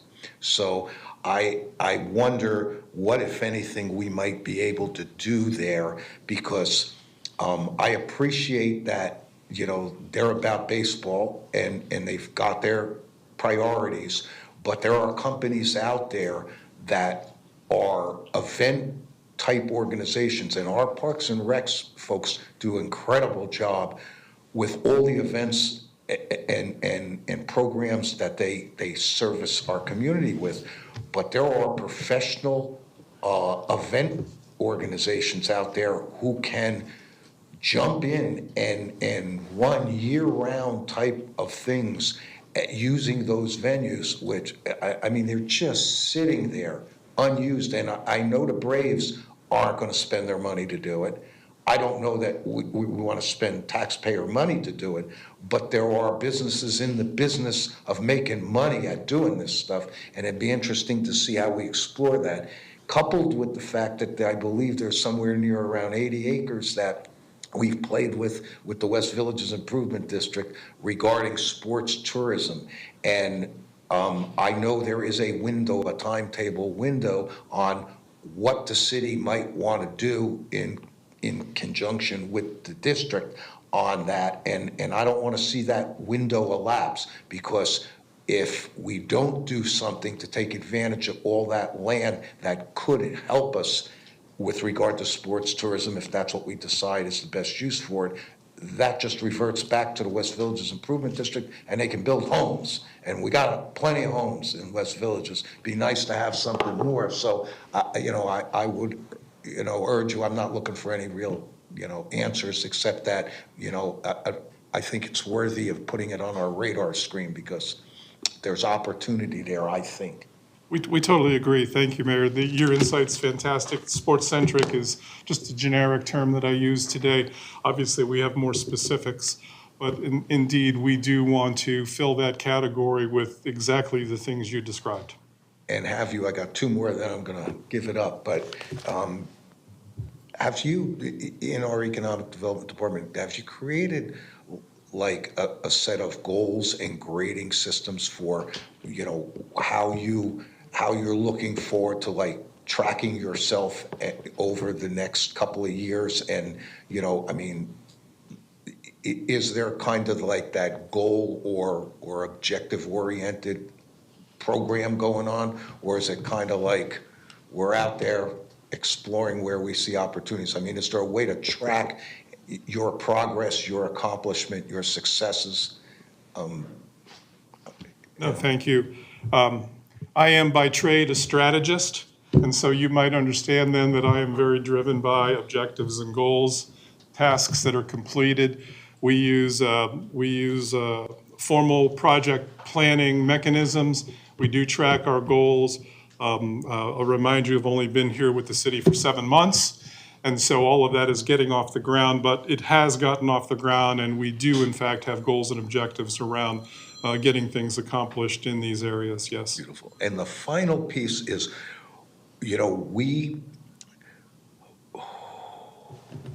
with the ULDC and the comp plan rewrites, many things have become administratively handled throughout our city. And at a point in time, back at that time of approval, we requested that we get input on development projects, not just of a residential nature, but of any kind of nature. And, we get a monthly report, I believe it is, or bi-weekly, I'm not even sure, and it's typically a little chart. It's got how many applications, this and that. Really, it doesn't help me to know anything. What I am requesting formally, if my fellow commissioners concur, is I would like quarterly development update workshops where key staff come before this commission and, to the best of their abilities, inform us on what's going on developmentally, not just residentially, but commercially, industrially. And I know that there are confidentiality issues with some of these discussions and conversations that go on, so I know we might not be able to know who, but I think it would help us. It would also help the community, because I have to tell you, I learn more on Facebook.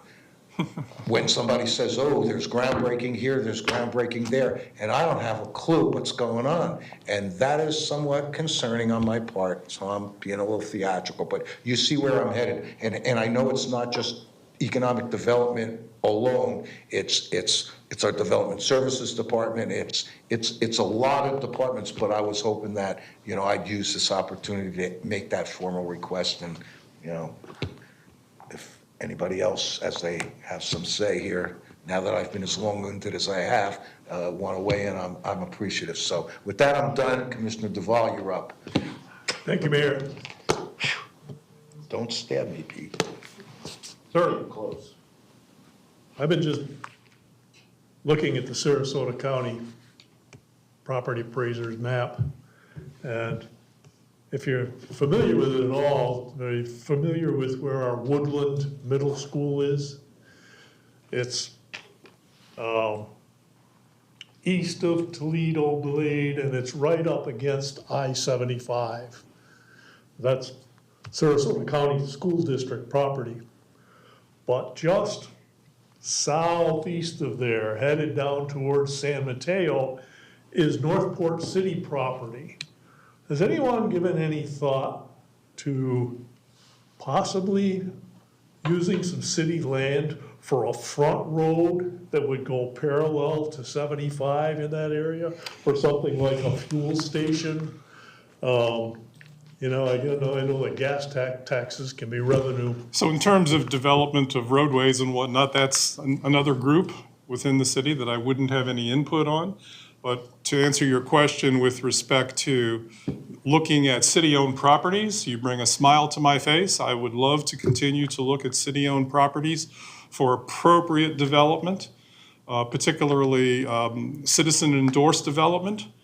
And so, yes, we have collected and inventoried all the city has done that before me, but I have done it from an economic development standpoint, and I have pointed to certain properties that the city owns that I believe are appropriate for consideration for various types of projects, yes. And I would love to have that input where you think it's appropriate, and we'll look at those in case we haven't already identified them. Thank you. Commissioner Petra. Thank you, Mayor. Just a technical question. I'm curious, how hard or how easy was it to get mobile activity monitored for marketing purposes? How hard or how easy was it to get what, sir? Mobile activity for marketing purposes. It was a single meeting followed by a phone call with an acting relationship that I have with the Sarasota Visitors Bureau. And they were all too happy as a county organization to share their data that was specific to our community. So it was not difficult at all to obtain that information. Thank you. That's all. Anything else? Commissioner Langdon, anything? Not at this time. I'm really saving my voice. All right. Thank you. Just want to make sure you're still with us there. All right. I'm still here. With that, then,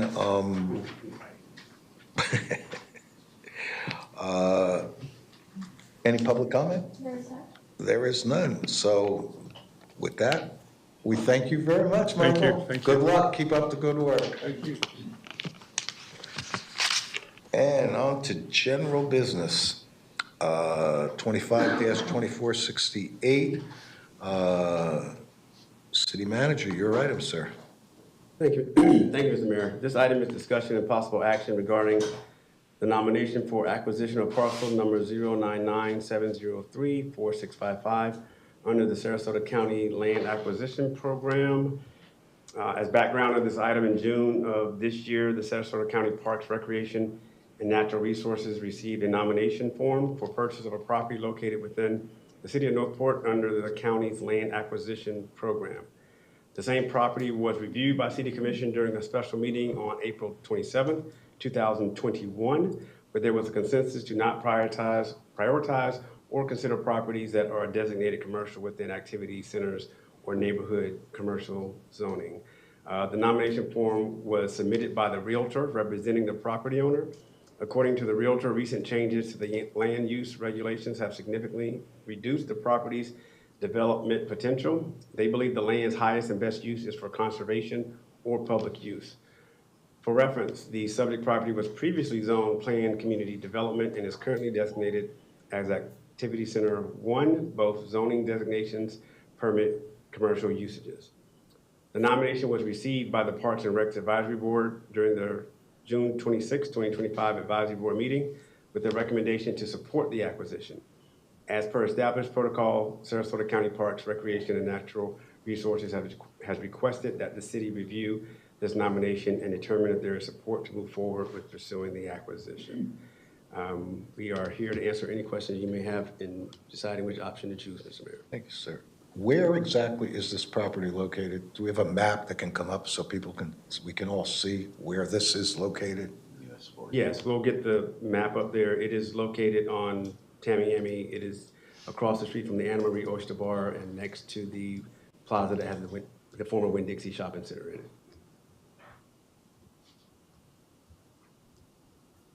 Okay. Commissioners? Yeah, I got a question. Vice Mayor? Now, we discussed this a little bit in a one-on-one. It was under my understanding that the property owner is not the one that put this in for the nomination, but somebody else did. Is that correct? The realtor for the property owner put it in.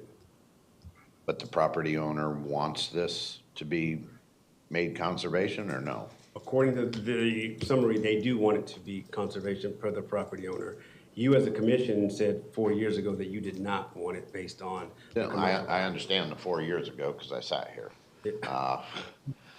But no, I mean, there was very big reasonings on why we didn't want to because it was designated commercial and I still stand by that. Correct.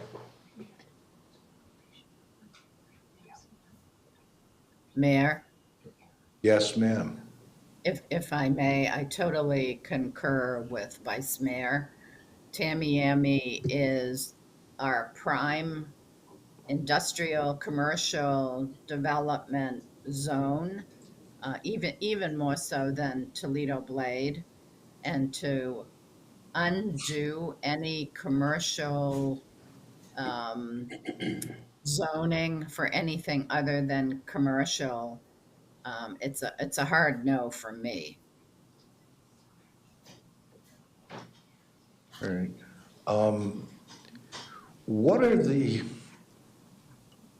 What kind of environmental concerns are there since this appears to be right on that waterway, canal, I guess, whatever it is there that's running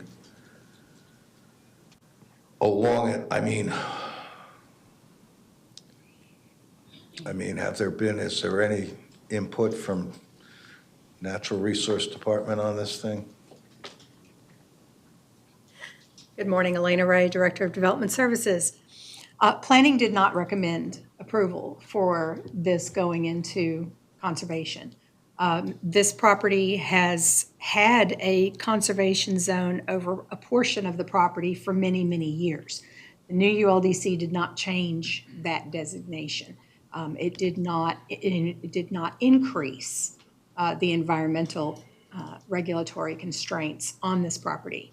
Essentially, because there are some environmental constraints along the water, the development would need to be concentrated towards Tamiami Trail and to the southeast. So that corner and the intensity that would be allowable for the entirety of the property could be concentrated into that area of the property. If they tried to subdivide the property and put part of it into a conservation, that would reduce the intensity that could be allowed on that portion of the property. So those were the reasons why planning did not recommend moving this to conservation or recommending it for acquisition. Thank you, Ms. Ray. You know, if there was ever a property that had opportunity from a commercial and retail standpoint, the opportunity, we've yet to take real advantage of our canals and what waterways we do have to promote entertainment type activities. And as long as it's done in an environmentally sensitive way, that's just an incredible property. I also, that the Route 41 corridor, there's no way that I could see my way to rezoning that to conservation. I can see my way to doing it in a bunch of other areas around the city, but not there. There is too much opportunity. That said, I was happy to hear Ms. Ray talk about the concerns over, that waterway and being as environmentally sensitive as we need to be as development may come to that particular parcel. So, And if I may add to that, Mr. Mayor. Yes, ma'am. There's a lot of development that would take advantage of the view. I know some of the long-term residents that I've spoken with in the past really hoped that when Benderson built the Cocoa Plum, that some of those businesses would face the Cocoa Plum Canal because of the beauty of that. I mean, anyone who's been to, I'm still under the influence of anesthesia. What's that little river that runs through? Is it Austin, Texas? If anyone's been on that river walkway, it's like a trickle.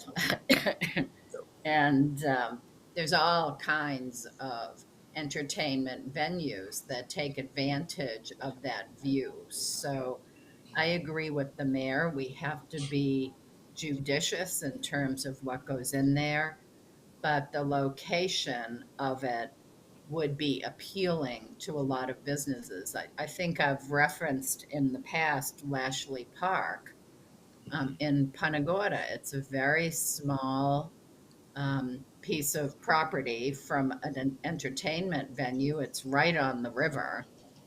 And they have a professional organization that comes in there several times a year and does a festival with music and food trucks and all kinds of things. So maybe that level of intensity is or is not appropriate for that parcel, but just suffice it to say, there are a lot of entertainment values that would appeal to the older, I won't call it adult entertainment, but that would appeal to our young adults and, 20s, 30s, 40s, 50s, me.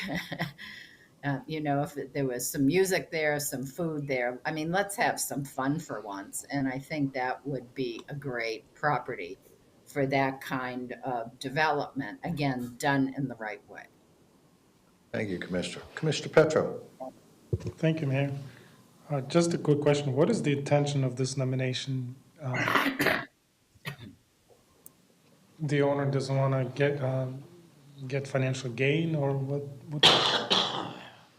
So the owner is asking you if you support their nomination to the county's program for them to acquire the land and use it for public use or conservation. It's currently zoned for commercial use. You have the authority to allow for it to be included or excluded in the county's process of acquisition. That's what they want. They can donate to the city with the stipulation of not being developed, can they? And old state conservation. I don't know. I guess it's a legal question then. Right. I don't. Could they donate to the city? Is that what you're asking? With the stipulation of not being developed. Conservation. Right. Anything's possible if they wanted to do that, but that's not what's before the commission today. I mean, the primary concern is to not being developed, if I understand it correctly, correct? From the property owner. Yes. Yes. So I guess they can donate to the city with a stipulation.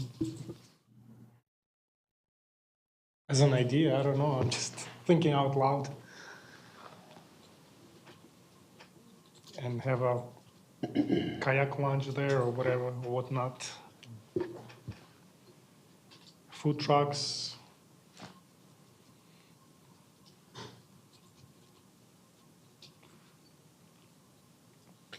Seems like what's before us is to make a decision on whether or not we're going to approve or disapprove of this property owner being able to submit this for nomination to the county.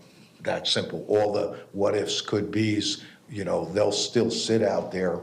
Who knows what that landowner might want to do, but we have to decide whether or not, we're simply willing to agree to this property owner turning this property over to the county for conservation and precluding any development opportunity that may come along.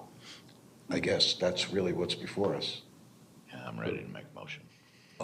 Yeah, anybody else want to weigh in on this one? I mean, it's just such, Route 41 is just such an incredible corridor as far as economic development, and Lord knows we need commercial development done in a smart way, in an environmentally sensitive way, whether it's, you know, boat launches and that stuff, or whether it's a restaurant overlooking the canal, or whatever it might be, a little park-like outdoor mall kind of strip center where people can walk around and sit outside to eat. I mean, there's just a plethora of possibilities, but the thought of making this parcel a piece of conservation land, you can't support that. So with that, do we have any public comment on this? No. Geez, really? All right. Then I'm looking for motion. I'll make it. I move to reject the nomination for acquisition of parcel number 0997034655 under the Sarasota County Land Acquisition Program. Do I have a second? I'll second it.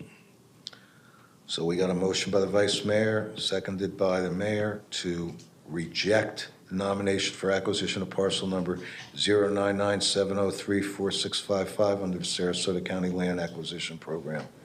If there's nothing more to that, we'll do a verbal vote. Commissioner Duval? I'm a no. Commissioner Langdon? I'm a yes. Mayor's a yes. I'm a yes. And Commissioner Petro? Yes. And that passes 4-1. Anything to that, Commissioner Duval? Yes, this is just a difficult, you know, we need the commercial. This property, I've kayaked on this property, you know, on these waterways myself. That's Myakkahatchee Creek going into the Myakka. It's coming off the Cocoa Plum. In this case, I really voted no because I don't want to make the decision. You know, it's an awful thing to have to say that. But I guess, you know, I'll leave it to I don't want to take away this owner's right to petition and ask, you know, the county for what to do. This property is so valuable on both sides. And that's why I just had to vote no. Fair enough. All right, moving on. We have, geez, our last item on the agenda here, pretty much, 25-2624. City Manager, this is your item, sir. Thank you, Mr. Mayor. In September of 2024, Mr. Michael Golan was appointed by the commission as the interim city attorney. Mr. Golan has maintained the interim position for approximately 1 year, coinciding with his normal annual performance review date, which occurs each September. This year, his annual performance review must be completed by the commission. Upon hiring of the new city attorney, Mr. Golan will return to the deputy city attorney position. Mr. Golan, however, will still maintain and keep assisting in getting the new city attorney up to speed and help leading the city attorney department. Therefore, the recommended action for the commission is to approve the maintenance of his current interim salary based on his return to his deputy city attorney position. Thank you, Mr. Mayor. Thank you, sir. Let's open this up to commissioner questions and discussion.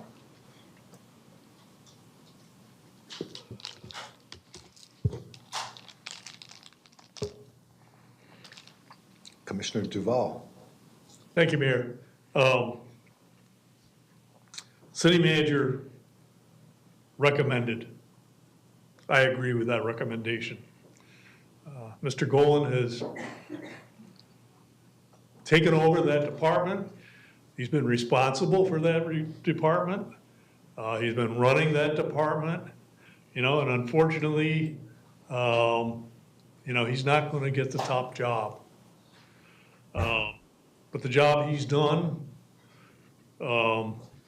which has included, hiring some assistant attorneys, as well as representing the city, keeping it going. I gotta say, he's done a good job in my book. And I think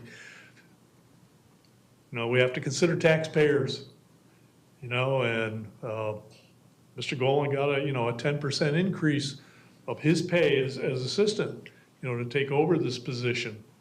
And as we look at a new city attorney coming in,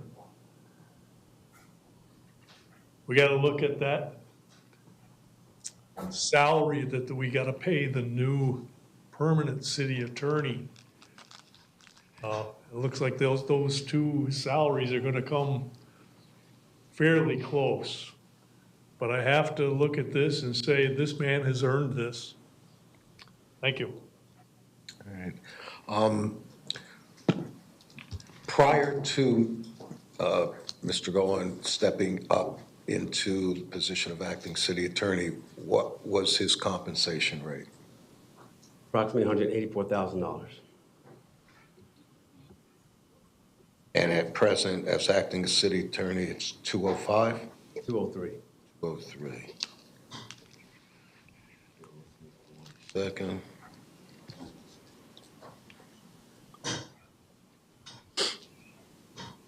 So we are looking at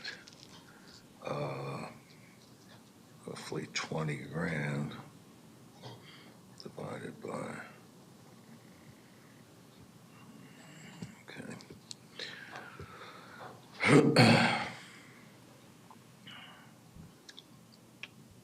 Mayor? Yes. While you do your math, the 184 that he's currently at, if he was to receive a regular increase of approximately 4% and a cost of living increase, that would take him to approximately 196.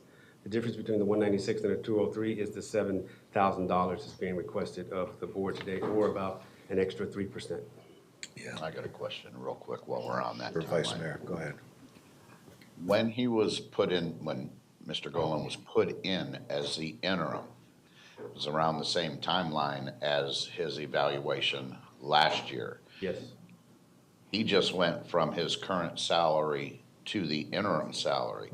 So did he bypass that evaluation and that compensation last year? No, sir. I believe, and HR can correct me if I'm wrong, I believe he did receive his regular evaluation and then the interim was added there. So he did receive, if I'm not mistaken, his normal increase before the interim was associated with his. So he was increased to the 184 then? Correct. And then increased to where he's at now? Correct. I believe that to be correct. Yes. And HR is saying, yes, that's correct. All right, I mean, I played with my numbers,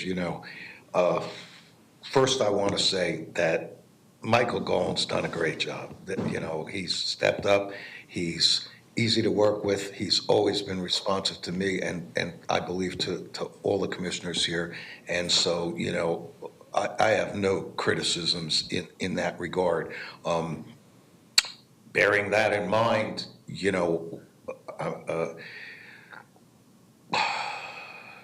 it's a big number, and, not saying people don't deserve it, but 10% is a big increase. I believe that, helping to facilitate the transition is the responsibility of not just Mr. Golan, but everyone else in the legal department who wants to continue to have their job there. So I would suggest that, the air of cooperation in helping to facilitate a new boss, as he or she gets acclimated into their position is something that goes without saying. you know, as the person you all, as a commission, asked to negotiate on the city's behalf, to bring back to the commission for approval a employment agreement with our new Michael Farino, our new city attorney. I was of the position to start him at the lowest end of the range, which was 190. Obviously, that's impossible to do when we have an assistant city attorney who makes more than that, or who will make more than that with normal increase. And so it forced that starting pay up significantly. And, you know, we are working with taxpayer dollars, and I just feel that, you know, with the normal increases that Mr. Golan would experience, you know, or that I would support from the 184 up to that 196, I'm comfortable with that. Going to the 203, I think, is excessive. I think that it pushes the limit, and it's not to say, hey, I think we all deserve 10 times what we make, but that isn't reality. We're still working with taxpayer dollars, so, you know, I'm supportive of the normal set of increases, but, you know, I do not support keeping it at the 203. I just don't think we gotta pinch our pennies where we can. That's just my take. Commissioner Petro? That hike of $7,000, will that be included, or was it included in the budget? Yes, it was already included because that's the way it's budgeted now. It's not an increase to their budget. It's just a part of their budget.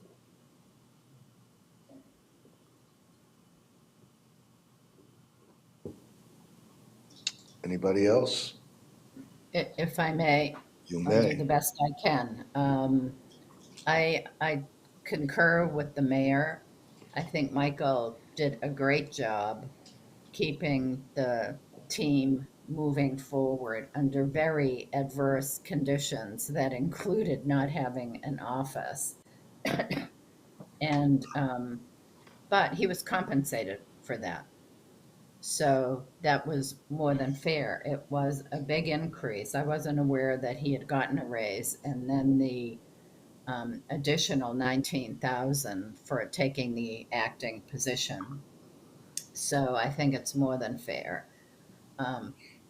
And the dynamic not only, you know, impacts Mr. Golan's salary, but as the mayor pointed out, it now impacts, excuse me, what we would offer for our new attorney coming in. So I think the 196 is more than fair. I would even go maybe to 198, do it all at once. I wouldn't require a step mid-year or anything like that. But, you know, he had a very good performance. So 196 to 198, I would be very comfortable. But I think it's important that we keep it under 200, because again, it's bumping into our range for the city attorneys. So there's a double whammy there from a cost perspective. And that's all I have, Mr. Mayor. Thank you, Commissioner. Else to this, folks? Any public comment on this item?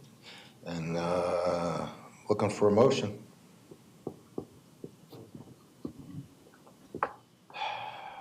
I'll make a motion, Mr. Mayor. Can I do that remotely? I think I can. That's right. Okay, thank you.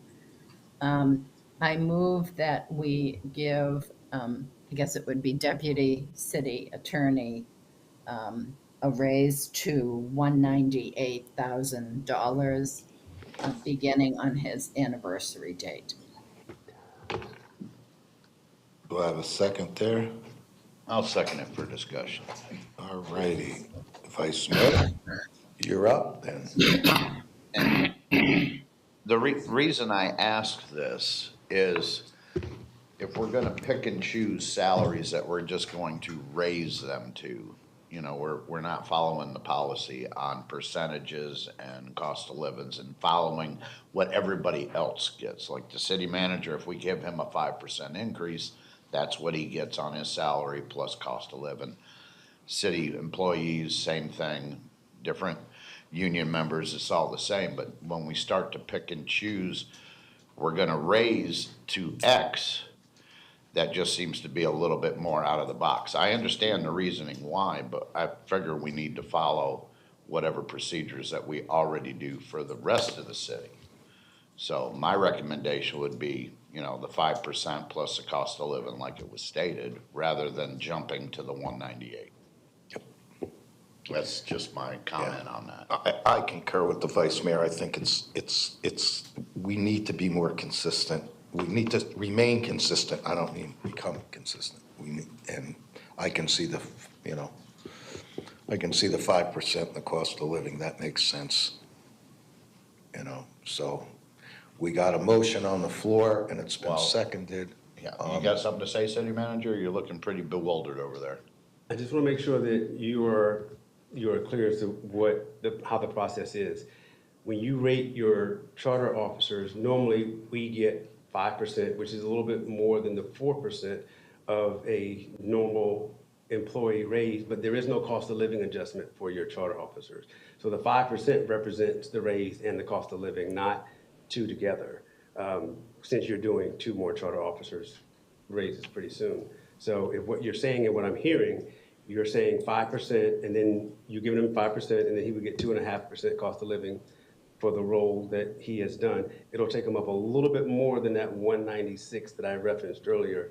I referenced a 4% plus a 2.5%. So I just want to let you know it'll be a slightly more. Doesn't that take it up to about 198? I didn't do the math. Yeah, So I took 5% on 184 and then took 2.5% on top of that, and it took me to 198. Okay, I didn't do the math. Yeah, So So then if. Yes. Yeah. But they don't get the cost of living. It would just be a straight percentage rate. So we would have to, to bring it up to the 198, he would have to get a 7.5% increase. Correct. Which is the same math you just did, Mr. Mayor. So we should be on the same page, right? So I'm just for, you know, quantifying this on how the money works out and with the percentage increase. And to be fair, like, I mean, Heather, she's way down the road. She looked like she had a question. Okay. Yeah, no, I think we're all saying the same thing. So we're sitting with the motion. Do you want to? Pull the motion and I'll do a different one. Yeah, I mean, does the vice mayor and Commissioner Langdon wish to withdraw the motion and the second so it can be restated in a percentage form or in some other form? Well, if the number is 198, why don't we just do an amendment to the motion and add the percentages if that's what's lacking? Who wants to take a shot? Well, it's with the percentage, it's not going to come out as an exact 198. I was just about to say the percentages would You know, give you. so I mean, it would be better to be at the percent. Consistent. Correct. Yes, Mr. Calculator. You know, if I'm not wrong, 184 times 1.075 goes out to 197,800. His actual salary is 184,451. Oh, So you would take- Correct. I That's didn't what I'm know saying. that. You got- You use a round Say, number. if you make it percentage, then it takes care of itself There you rather go. than playing with a number. There you That's go. what I'm That's saying. what Vice Mayor is trying to emphasize. And we do that for everybody else, so why would we do it any differently? Yes, sir, he's correct. Mayor, So someone suggest an amendment. the motion to amend could be to remove the 198 and to add whatever percentage it is. And then that's your amendment. All right, I'll make that amendment. Swing at it. I'll make an amendment to remove the designated 198,000 number for the salary for the interim city attorney and replace that to a 7.5% increase. increase. I'll second that. Okay, so we've got an amendment by the Vice Mayor, seconded by Commissioner Duval, to remove the amount of 198 as a salary increase, or as a new salary, but to replace it with a 7.5% increase to keep it consistent. And we need to vote on that verbally. Commissioner Petro? Yes. I'm a yes. Mayor's a yes. Commissioner Langdon? I'm a yes. And Commissioner Duval? Yes. That is 5-0, that passes. And now the original Well, motion. it kind of negates the original motion. As amended. Yeah, but do we need to vote on it, City Attorney? Yes. Yeah, as City Clerk? Yes. I I'll just take the city promoted attorney you. pay though. Just That's what promoted you're you. gonna call me. So with the original motion, Commissioner Petro? As amended. As amended. As amended, yes. I'm a yes. Mayor's a yes. Commissioner Langdon? Yes. And Commissioner Duval? Yes. And that passes 5-0.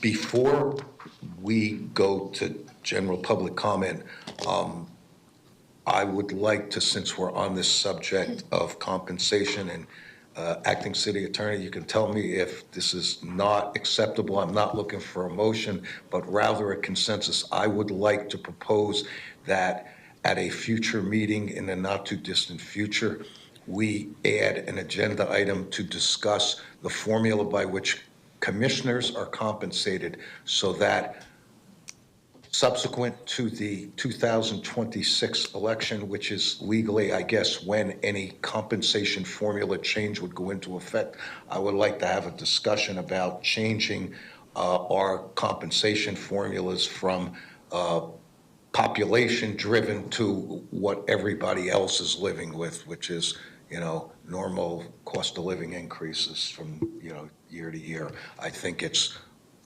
important to do that. We as a body, some time ago, right-sized the compensation, and I think to continue to allow compensation for commissioners to go up based on population is not a reasonable thing. And I think since we're here reviewing acting city attorney, and we're going to be voting on how to compensate our new attorney when that agreement comes before us, and we're going to be reviewing city manager, I think it's appropriate that we also let our citizens know that we're going to make a change here if that's the will of this body. So all I would look for is a consensus to direct staff to put this on some future agenda item for us to review. Mayor? Is that acceptable? We don't need a consensus. You can just ask us to put it on an upcoming agenda. Okay. So I'll get with you to add that. Okay. Okay. Well, the good thing is at least it's now out there public for the citizens to hear,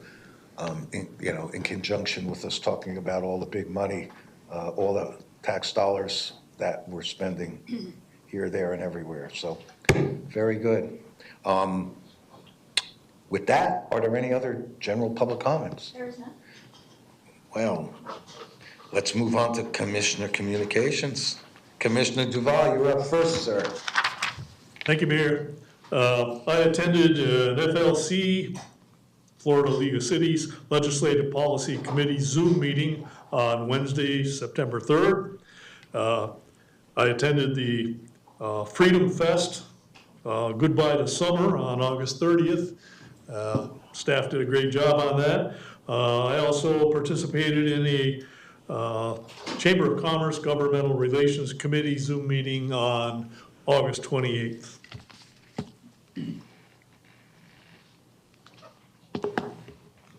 I'm done. Oh, okay. I'm sorry. Commissioner Langdon, anything to say, or?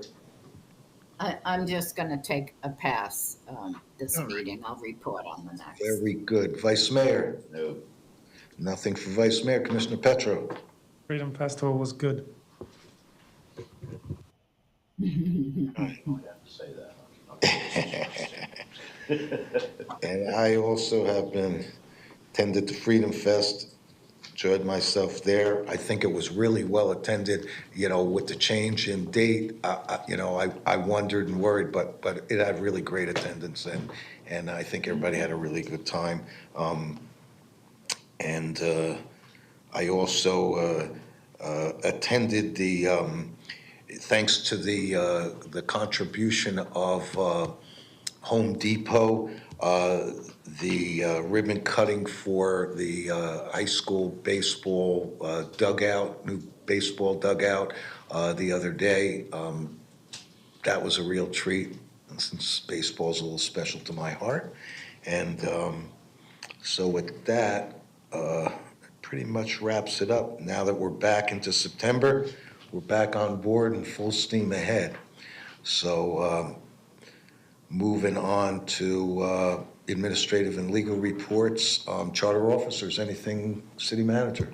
No, sir, Mr. Mayor, thank you. And acting city attorney. Briefly, I just want to thank the commission, Mr. Mayor, for your trust, which is so very important to this role.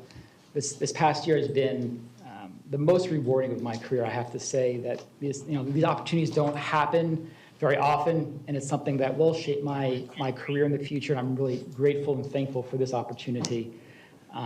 But I must also say how proud I am of the team the city has in the city attorney's office. It's only due to their hard work and their dedication to the work that the city continues to succeed the way it does. And it's been an honor to serve the city and its residents in this trusted role, and even if only temporarily. So I thank you very much. We appreciate you, sir. We really do, and appreciate all the hard work you did in holding this team together and moving them forward, and the assistance you'll be giving our new Michael. I think we call you Michael 1, him Michael 2. Can we do that? But we thank you for all you do and your support of the city, so thanks. City clerk? Nothing? Well, with that. I got one last thing, though. Let's say goodbye to our big crowd out there, Mr. Daniel. Have a great day. There you go. With that, it is 12:56, and I adjourn this meeting.